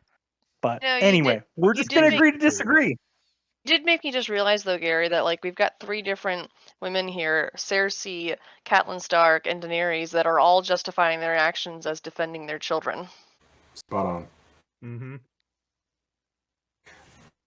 Are you all familiar with the Overton window? Like what is culturally acceptable and seen as allowable shifts depending on what a group or the society is allowed to witness or what transpires. Like if we see Catelyn release the Kingslayer, we think, how could you do that? That's so terrible. That's not justifiable. But then you see how Cersei treats people based on what she perceives as right and wrong. And that Overton window is the term I've always heard with it. That window shifts. You're more aware of, okay, well, maybe what was going on before is not the worst that could happen. Hearing Stephen and Gary talk about, what's defensible, what's not, you see how some people on the far extremes treat certain people, and you're like, okay, that what I thought was terrible and indefensible before is not the lesser of two evils. It's something that's actually far better in the context of what we're looking at, and that window shifts back and forth. It's interesting hearing some of these different arguments. Absolutely, yeah. It's the context is simply people doing what they think is in the best interest of their family. Do the ends justify the means? Is kind of where I my takeaway from that. Right here, I'm causing you physical pain while I talk. I can see that. Yeah. You okay? Nick started a statement with the decisions and windows, and all I could think was like Jamie Lannister had windows, and he made decisions, and Somehow Gary brings it all back to ends killing justify children. the means, Nick. Oh my gosh, if anyone was listening, I was losing my shit the entire time Nick was talking about his window theory. I was I thought you were losing my crying. shit. I was like, it wasn't sad what he was saying. I've always heard that said by. I've always heard that context of that. May you keep throwing somebody out the window. It's like, well, in this narrative, like the ends justify the means. I'm like, holy shit. Just letting Nick finish his point. Sorry, I'm a terrible person. I accept that. I do not condone children or windows. All right, again, Tyler, we're right back where we started. Specifically said not to do this. Sometimes I just can't even. You just can't even. Just hearing the discussion, that's kind of where my brain is at. It's like what's allowable, what's not. As this show progresses and people get more and more deprived or more backed into a corner, what do we see as where people's true motives are? Does our view of them shift one way or another as far as, well, they're justified, like Gary's saying? This is something that you had it coming to you. It's like, all right, well, we're debating, something that maybe at the beginning of season 2, we were like, there's no way this character would do such a thing. Whereas now we're like, yep, I totally see that as something that this character would do. So to keep it vague here and stuff too, like as part of the rewatch, I'm definitely keeping an eye on characters and kind of their motivations and stuff, because this is my first rewatch since the show had actually ended. So I'm kind of keeping my eye out on certain characters and kind of seeing, okay, does this interaction they do kind of provide maybe more motivation for something that I know happens later on in the show there. So I'm sure you guys could all probably think about maybe which character specifically I'm talking about and which action I think. But even just in general, too, I like watching the characters now and go, okay, does this actually maybe have further implications for what happens throughout the show? Obviously, don't want to get too much into spoiler territory with anything on this, too. I am definitely an optimist. I will always be an optimist. I don't see the world in rose-colored glasses. Tyler and I have had multiple conversations about this, but I'm definitely an optimist. Again, like that's the phrase I said earlier. If you think this is going to have a happy ending, you haven't been paying attention. Is something that one of the characters says later on. And again, is it because those little nuances are there for you to pay attention to? Or is it to shoot down people like me who are hoping for the best in everybody? Because there are certainly people, some of which we've already been discussing, who are showing that they're less than perfect people. So yeah, absolutely. It's interesting to see these characters have these little stepping stones that in the moment might be something that lends them one way or the other on the moral scale. Are these like the final little straw before they do something terrible? I agree. I think the Overton window concept is actually really interesting too. So look it up. I'm more than willing to be proven wrong, but I believe it's called the Overton window, and it's that phraseology of how we classify things that are acceptable and things that shock us. I guess moving on from my point real quick though. Next one that I had was switching back to the Seven Kingdoms again, and this is when Theon is giving a rousing speech to his men, and we'll stand and we'll be able, we'll fight them on the beaches, we'll fight them at the sea. And then as I am giving the speech, basically Gary walks up behind me and clubs me in the head and knocks me out. And just goes, yeah, so what are we leaving now? We going? And it had was to let him finish the speech. Oh, it was a good speech. Do you want to ruin it? Also, on the rewatch, the guy who like said like, why'd you let him finish, was the guy who the entire time who's like, why the fuck would I listen to you? Like, I could just take the ship myself. Like, that was that guy. Like, so obviously someone who didn't give a shit about him to begin with. I think it was Like- also interesting. The guy who ends up clubbing him in the back of the head is basically the guy who's been giving him, I don't want to say advice the entire time, but been sort of a mentor for him. So yeah, sort of supportive of him or whatever. Yeah. Mm-hmm. Yeah, definitely too with this thing, like not to steal your thunder there a little bit, Stephen, but like it ends with Winterfell basically now being like cuts back to Winterfell, Bran, Asha, Hodor, and all of that are coming out of their crypt where they've been hiding, and they see Winterfell has been burned, and they have their final conversation with Maester Luwin. And I wrote down a note here that the music at the end of this Winterfell scene is just fucking fire, basically, of just how good it's the sad melody there that kind of just plays there of like, these kids now have to basically leave their home, the only place they've known for their entire life, and go traveling north for a chance to survive here while looking back on their home basically still on fire. Mm-hmm. I completely agree. It is very interesting to watch and sad. Do we get a Hodor conversation during this episode, or was he silent? I think he maybe said his name maybe once, but I don't remember him talking. Sad. He needs to talk more. Getting conversations from Hodor. And then I guess the last 2 points I am sure Tyler will make, so I will pass them to Tyler. Okay. So I'm going to jump back for one point there. This point is one of the points that's always kind of confused me of like, it seems like after the Battle of Blackwater, Tyrion is just kind of wiped from the fact that he was there, he participated. Without him, it would have fell. Mhm. Why? Like, why is it that they wiped Tyrion basically from the record of knowledge for? Because Varys says, there are people who were there who will remember without you, the city would have been lost and everything like that. But it's just like he's completely banished and everything like that. So I'm like just kind of wondering from like the group's perspective, why? Narrative. I The think that narrative like the everyone- Lannisters are trying to sell there basically, or I'd say oh, sorry. I was just gonna kind of ask, is it the narrative like the in universe that they're trying to sell that Tywin Lannister rode in and saved the day there, or is it like narrative from And the that story Joffrey was valiantly defending the entire time. You can't have a third person in that little two-way there. Yeah. Okay. So Go yeah. ahead, Gary. Sorry, I was gonna say like the two most powerful people have to be your cornerstone points of your story. It can't involve this guy who everybody in the realm just kind of hates and thinks is a smart asshole here. Be there. Okay. history is written by the victors, and the people who want to write the story are Tywin Lannister, the savior of King's Landing, Joffrey, the king, and Cersei, the queen mother, none of which like him. Like, Of which have ever liked him. why would any of them like give him any credit? Like, they just want him to be gone. All of them at some point or another have wished him dead.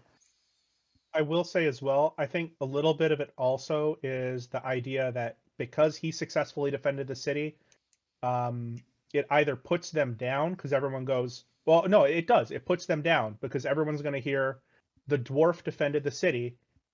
Well, if the dwarf can defend the city, I could defend the city. Anyone could defend the city.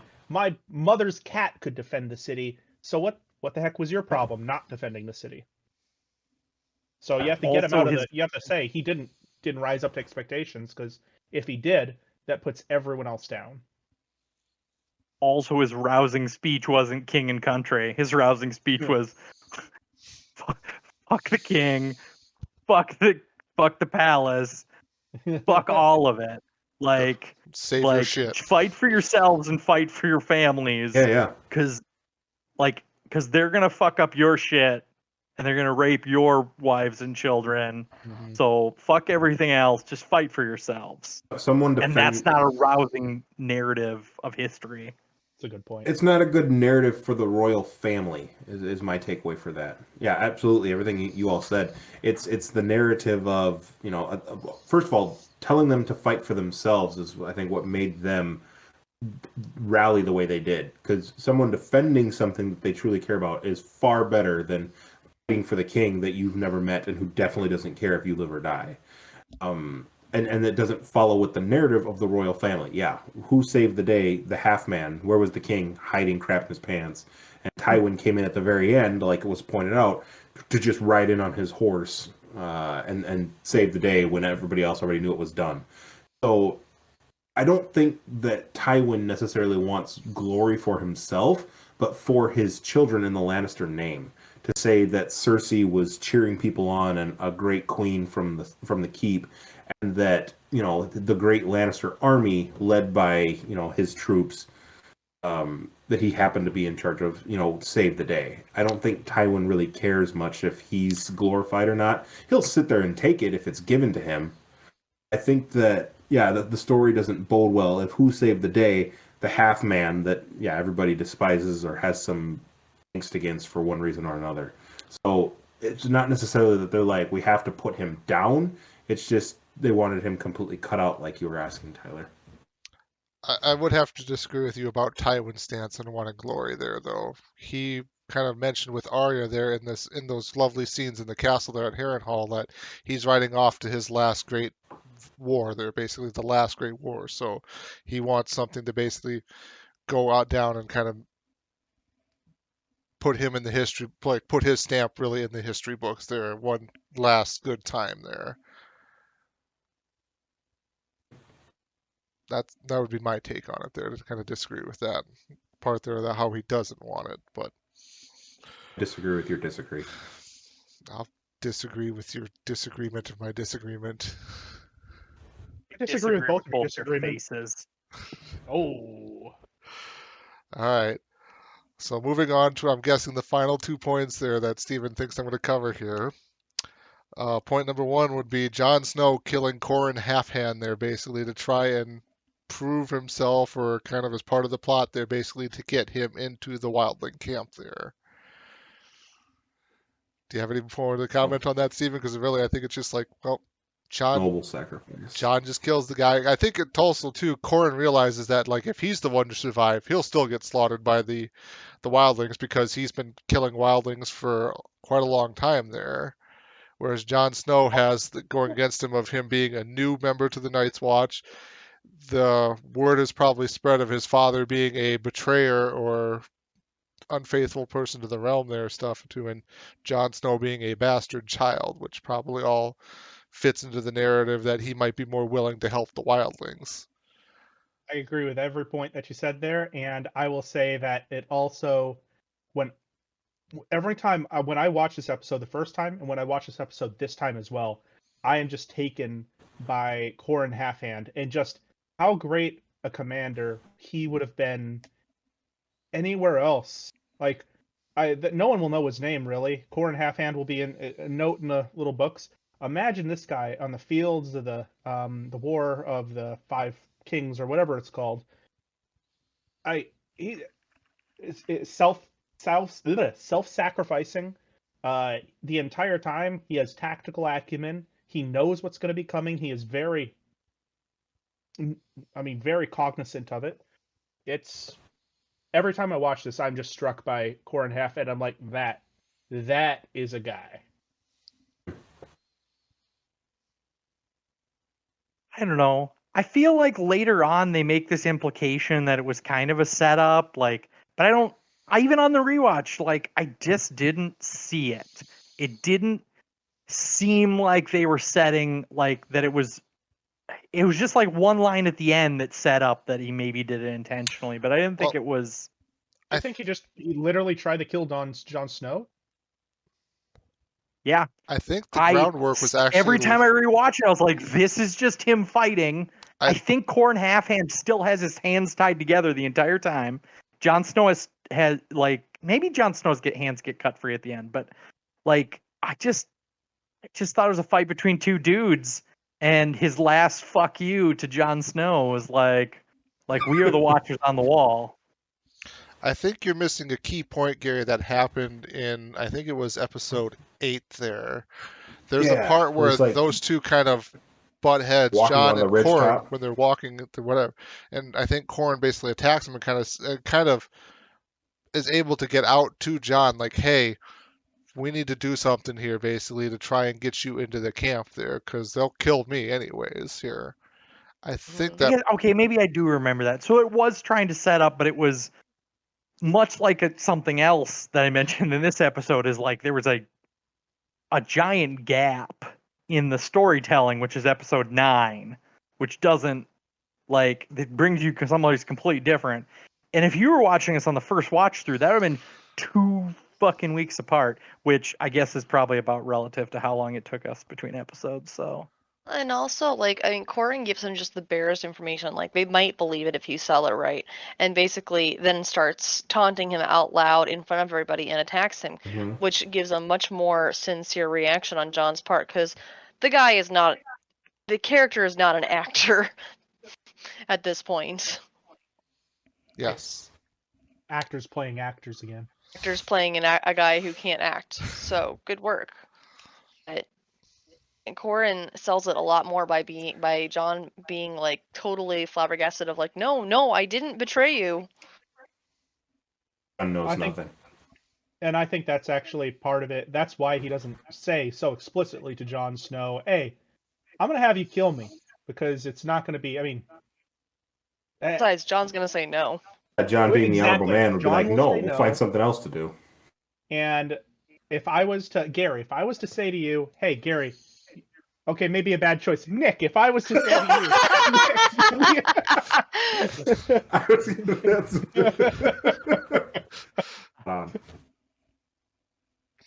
continue with your point. but if I was to say, you need to kill me. If you kill me, then you'll be able to, I don't know, get in with the X crowd or whatnot. Assumedly, being friends, you would probably say there's gotta be a better reason or better way to do it than that. And and that's why, Gary, by the way, that is why I said to Nick and not to you. So everyone knows. Gary heard that and just shook his head. Nah, I'd do it. He had a beautiful one eyebrow raise, clearly considering his options. But if you don't tell, So I'm if Corin I'm doesn't, hundreds of miles away from the wall, like in an enemy encampment on my way to get killed, and you're like, oh, well, if you kill me, you can secretly betray them. And I was like, honestly, once you're dead, I'll reevaluate the situation moment to moment at that point. Ow. Just But laying it's- it out there. assumedly you'll be more reluctant to do it, and also it will look a lot less real if you are expecting it to happen. A lot of If you have assumptions in this. There is, but if there is Gary's an not that actual great an actor. fight, if there's an actual fight between the two people, if John, honest to God, doesn't entirely understand what's happening and is actually having to fight for his life there, that's going to make it Mhm. very believable, regardless of the bad banter that Corin has. Yeah, it sold it because Corin's willing to actually kill him, and John is gonna have to defend himself fully without thinking this is a play. Willing to fall on that sword. Bad puns. I think John is more so defending himself than he is trying to stab Corin. Okay, the final blow is him like just saying "fuck you" and just jamming an upward stab into the chest, like because he disarms Torin, and then like John doesn't like take any qualms about like cutting off his head or like just stabbing him through. He does like an upward like stab into his, or it just seemed real like. It didn't seem like good acting or good fight choreography. How's that sound? It's not good fight choreography. Maybe halfway, trying to determine intent, but maybe there's a thought halfway through where John realizes what's happening, and the thrust and the anger comes from the fact that he realizes he's going to have to do something that in his eyes is dishonoring, dishonorable. Whether or not he wants to, he realizes at this point Corrin's forced him into it. He has to do it. He has to do this to make it work, to make it believable, to make the sacrifice worth it. But I mean, tell me, Gary, how would you go about killing Steven if you chose to do this? Yeah, listen. Would have Figure it had out. these two plot points in the same fucking episode, or have them within back-to-back episodes. Like, they spaced too much shit out. Like, Okay, it to was be fair, poor that's kind of how- storytelling. That's kind of how it happens in the books too, though, because you have the different people's perspectives, and once she gets back to their perspective, a while could have passed. And it's Yeah. always like you're involved in 3 different plot lines at once while you're reading, so it kind of holds true to the book in that way. It's intentional storytelling to let the viewer forget sort of the intricacies of the previous time you talk to them, because obviously going to season 3 you find out what happens after this. And so I think in the original watch you'd have to wait 6 fucking months to watch the next episode. This is Right. season So- 3? What? Spoilers. Nothing, I Spoiler. just got... Season 3 happens next. Oh, darn. Spoiler. But just like intentionally like spreading out narrative to like make you like so that you could have different views on the same scene, whether or not it was intentional or not unintentional. Anyway, that's all I had to say. We can wrap it up on this very niche acting conversation. And then I'm going to get... intent. Oh, go ahead. Just say the intent and the motive is what was really interesting for me in that interaction. Just the fact that it's like I said earlier, I am pretty much an optimist, and so I get that turmoil of him not wanting to do it. Even if that's the only option, I would absolutely be like, no, we're not going to do this, no. And then he doesn't really go for that killing blow until the end. But then everyone around him like is buddy with him. It's just like it's poor storytelling. Well, you hate the crows as a wildling. You hate all the crows. To see a crow kill another crow, even if you don't fully trust that one, you'd probably cheer. Enemy of my enemy is my friend. Yeah. But you wouldn't like cut his hands loose and like give him his sword back and pat him on the back. They didn't give him a sword you probably back, think. To an extent, you probably feel like you got one crow who you just saw kill another crow, whether they really wanted to or not. Surrounded by 200 other wildlings? How far is he going to get in the middle of nowhere? I'd cut his hands. What good is he going to do? It looked like he really wanted to kill his friend, and probably a pretty poor swordsman in his swordplay. I'm not really terrified of him. I'm a tough wildling. I'll cut his hands. Let him go do whatever he wants to do. 1 crow is better than 2. Yeah, exactly. So green, pisses grass. All right. To move on to the final part of the episode and the season, we are flashed back to our boys at the Fist of the First Men, out collecting poop to burn for fires there. And then, as they're having a nice conversation, Sam's informing They were everybody. sorting poop too. There's a small, like, intricate line about like what kind of poop is this? Ah, damn it, we didn't get the good poop. We got the moose poop. As Sam is Agreed. telling them Noticing the also too details. about the wonderfulness of Gilly, the storm rolls in here. The winter storm happens to roll in. Well, actually, no, take that back. A horn is blown, not once, not twice, 3 times, indicating there are White Walkers out there.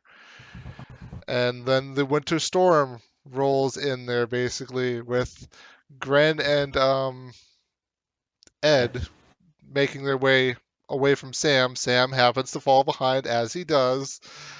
Gets stuck behind a rock there and happens to turn and look, and there is a White Walker on a horse there, basically.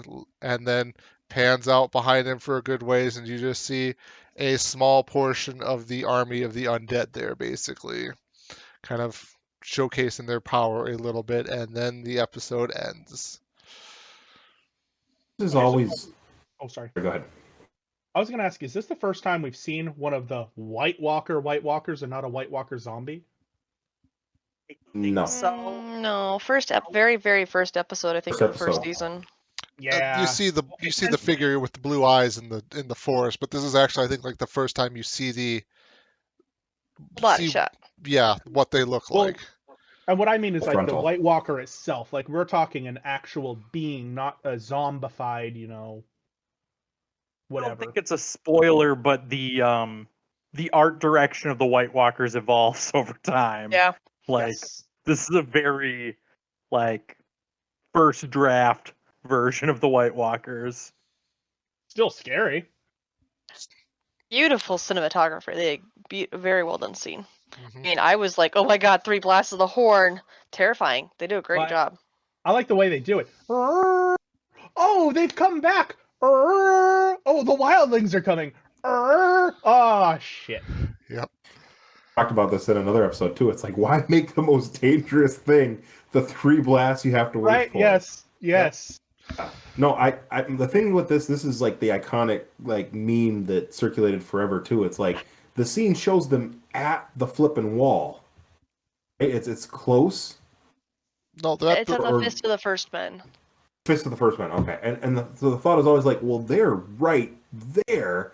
They're close. And then the next few episodes just kind of veer maybe a little bit from. It's going to jump right into that. It's just this leg, like you just said there, where kind of ends the season there. So you have some time. You have some time until the next episode comes, and so you're like, "What happens? Sam is right there. What's gonna happen?" And yeah, true to form, like you were just saying, there's multiple storylines to continue. Rather, sometimes it's not the one you're hoping for. So it's very, very much the cliffhanger to find out what's going on. And yeah, it does a good job, building that suspense. Just looking at a quick map I pulled up here too. The Fist of the First Men is a good distance away from where they left of even Craster's Keep. I must have missed part of that. Again, I was trying to watch these just before we started here. Yeah, like how it seemed like they're a lot closer to the wall or a lot closer to Craster's than I thought they probably were originally. So they still had some ways to go. We can Oh, sorry. talk about this on the next episode, but I always was really confused. Maybe it's explained in the book how the fuck Sam survives this stupidity and doesn't get eaten alive. Maybe it's mentioned in the next season. It was kind of plot armor. Six Machina. In the books, I think it's one of those kind of like flash forward things in the books where it's like they're here, and then we're at the end results of the situation. They're in the books there. Think so. I don't remember for sure. Anyway, But yes, it definitely is an end of season scale of like sort of reminding everyone of the impending White Walker attack. This larger threat that looms while all these people are south playing politics. There's this larger threat north of the wall there. Right, shifts focus to what we should really be discussing. Not The we, only like other thing that them. sorry. The other thing I was gonna say is I would like when Gary was mentioning all these different things, trying to keep track of them. I wonder how many different branching plot lines there are at this point in time right now to keep track of, because there's got to be a fair amount. I mean, you have the main storyline plot lines, and that's got to be at least 4 or 5, and then all the branching plot lines. There's got to be a lot right now. And then not to like throw out spoilers about anything in particular, but then like just how many of those plot lines get started but then don't actually go anywhere because of either the show's direction, the story not being fully finished, stuff like that. Mm-hmm. Right. I think there's other there's other things that sort of I think are going on. Like there's one of the direwolves has kind of a backstory that I thought was better explained in the books. Miria. Which one? Yes. Oh, Ghost? Nymeria? Lymeria. I think it's Lymeria has a continuing backstory. In the Nymeria, Riverland. with and an N. Whatever. The dog. No one's ever spelled the name or written it down. It's the name of a dog. technically It Nymeria is is the name. definitely not true. It's in the books. It's written down in the books. Oh, And she was named for a like for Tyler on that one. Well, yeah, she was she was named named for a for. character in history in Game of Thrones. Like, so Yeah. yes, it was Bam. written down, but that doesn't matter, Gary. Go ahead. Anyway, Keep but I digging your feel hole, like Gary. there's some other stories going on. Speaking of other plot threads that are Oh yeah, just ignored. there's definitely like plot threads and stuff like that going on in the books, and then stuff in the books that doesn't transition over to the show at all. Big one coming up here next season. So, We'll like, talk just about. characters that have kind of gotten pushed to the backs of. I don't know if Littlefinger appeared at all in episodes 9 or 10, or is he maybe in the council It was chambers? He was in 10. 10. I I just in made the 10. call He out that received he's the Harrenhal. new host of Harrenhal. Oh, that's right. Whatever. He Who wasn't hosts in 9 the at all, famous that I game show remember. Harrenhal? Yeah, who has Harrenhal? The famous Who game show. has Harrenhal? But just characters who are kind of, and then Jaime Lannister's sort of plot story that kind of gets just dipped its toe in episode 10, and then Yeah. like That's right. Yeah, there was a point I was going to make too, like of we touched on this talking a little bit about episode 9, and then now in episode 10 there it's kind of the other side of the coin of like, we talked about how Sansa Molly has a vision of this thought in her head of like all of her father's men are these honorable people and everything like that, when we come to find out it's these 3 Stark men who killed and raped these women that they then have hanging on the road that Brienne and Jaime are taking there, and Brienne has to basically kill them to save her own life. Hold on, Tyler. I was assured by good company that Northmen had better morals than Southmen. Boom. stand by my Sometimes. Words were said. Regrets were had. All right, but to I guess bring this episode kind of towards the close here. Anyone have anything they want to kind of touch on, kind of finer points of season 2 overall, or are we all kind of good with how this has gone so far? I think Sure. things have been set in motion that cannot be changed. Things continue to things continue to move forward too, just from the simple fact of Ned Stark losing his head from season 1. Things have Right, continued to yeah. progress forward just because of that season puddle 2 ripple there. follows book 2, The Clash of Kings. Yep. And after this season, the lines of book to show start to Interesting. get a little more disjointed, because I believe book 3 is 2 seasons. Is season 3 and 4, if I'm remembering correctly.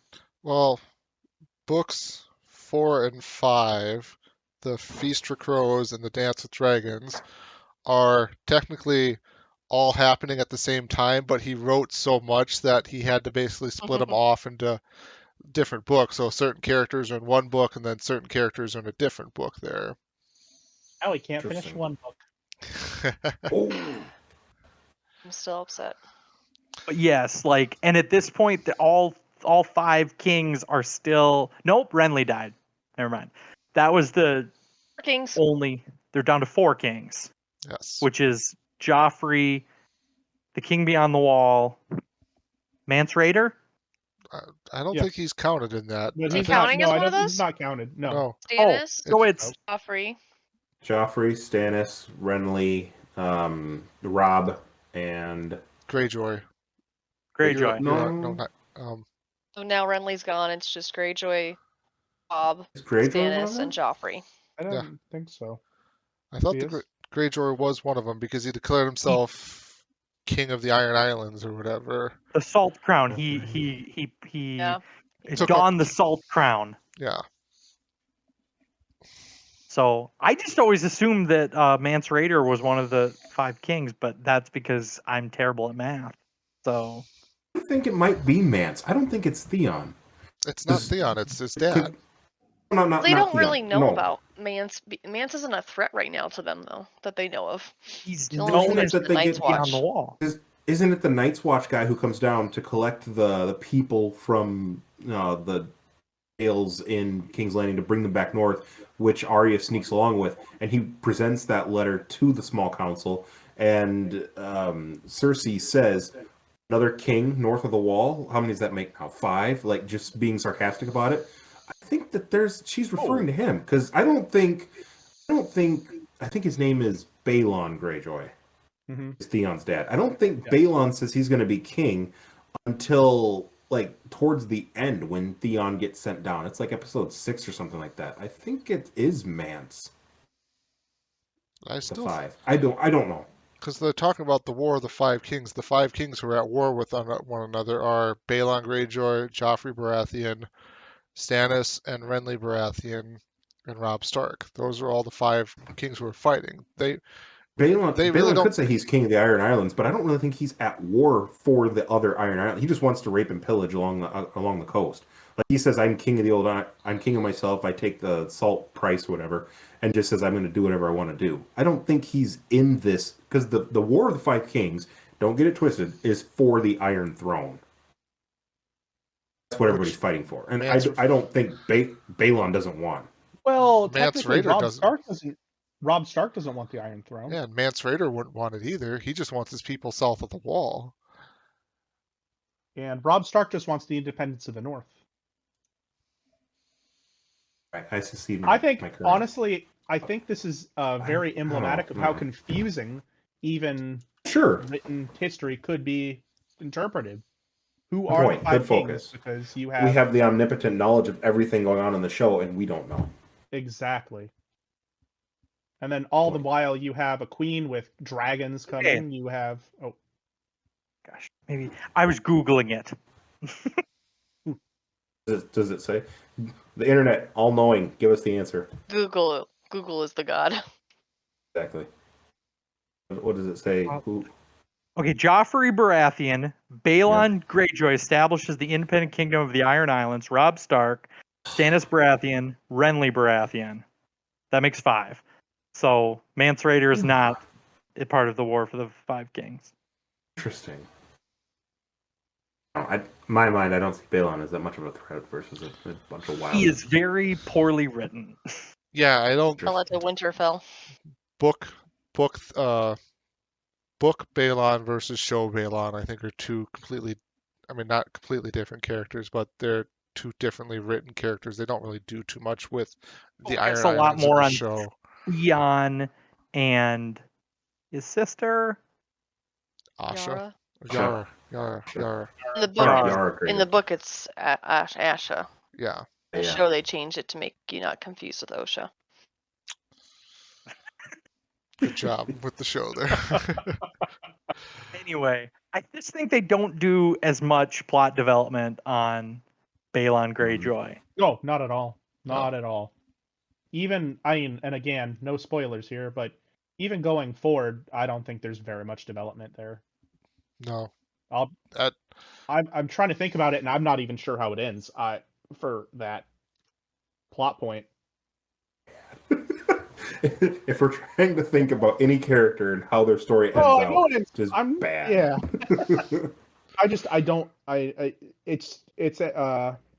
It goes to show how little this focused on the actual Iron Islands and the actual, Balon the King. Yara's, all of Yara's battles and conquests. Just sort of this whole time it's they don't care. She was sent originally to go do her own thing, and she pops up just to be like, here's some words of advice, brother. And then she takes her crew and leaves. But this whole time, like we're saying, weeks have passed. She's been raiding and pillaging and raping and doing whatever she's doing up and down the coast. Mm-hmm. Oh, here's another 5 kings. It becomes Daenerys Targaryen. Is Daenerys one of the 5 kings? Yet. That might have been where I got my thought about who's going after the Iron Throne, because Daenerys definitely would be. All right, though. Any other final parting words here to talk about here, or? Gary has words of wisdom. I have the knowledge of Google. So, king number 1, the king of the Iron Throne. King number 2, the king of the Narrow Sea. King number 3, the king in Highgarden. King number 4, the king in the north. The queen across the water. That's very different than the don't first agree one. with Yeah. that. In the what's appendix of the Clash of Kings, the first section, the title "King, the Kings and Their Courts," it lists out the following. Oh, that's interesting. Hang on now. That's So the source is being quoted as J.R. J.R.R. Tolkien. Yes. Tolkien. My mind is way off. Sorry, it's late. It was yesterday when we started this, folks. I mean, Oh, if Tolkien God. said that, it's right for sure. So Exactly, right? We don't butt against Tolkien, even if Gary refutes him. Yeah, if this is George R. R. Martin's as the source, that's hard to negate. The kings and their courts. Well, Anyway, anyways, that's just yes. You'll never finish this. As much as you try and wrap us up, Tyler, Gary Yes. keeps adding anyway, points. like just gonna rewrite it as we go. Anyway, I'll let Tyler wrap it up. Okay. So for next time here, when we start up there again here, we'll be watching season 3, episode 1 and episode 2. Let me pull up the titles here. Season 3, we have Valor Daharis, and then Dark Wings, Dark Words. Some stuff is coming here as we move into season 3 here. All right. Interesting. Yep. Just interesting. Gonna sit there and twiddle your mustache. Got it. All right. All right. Well, thank you everyone out there for listening. We will see you next time. Have a good one. Out.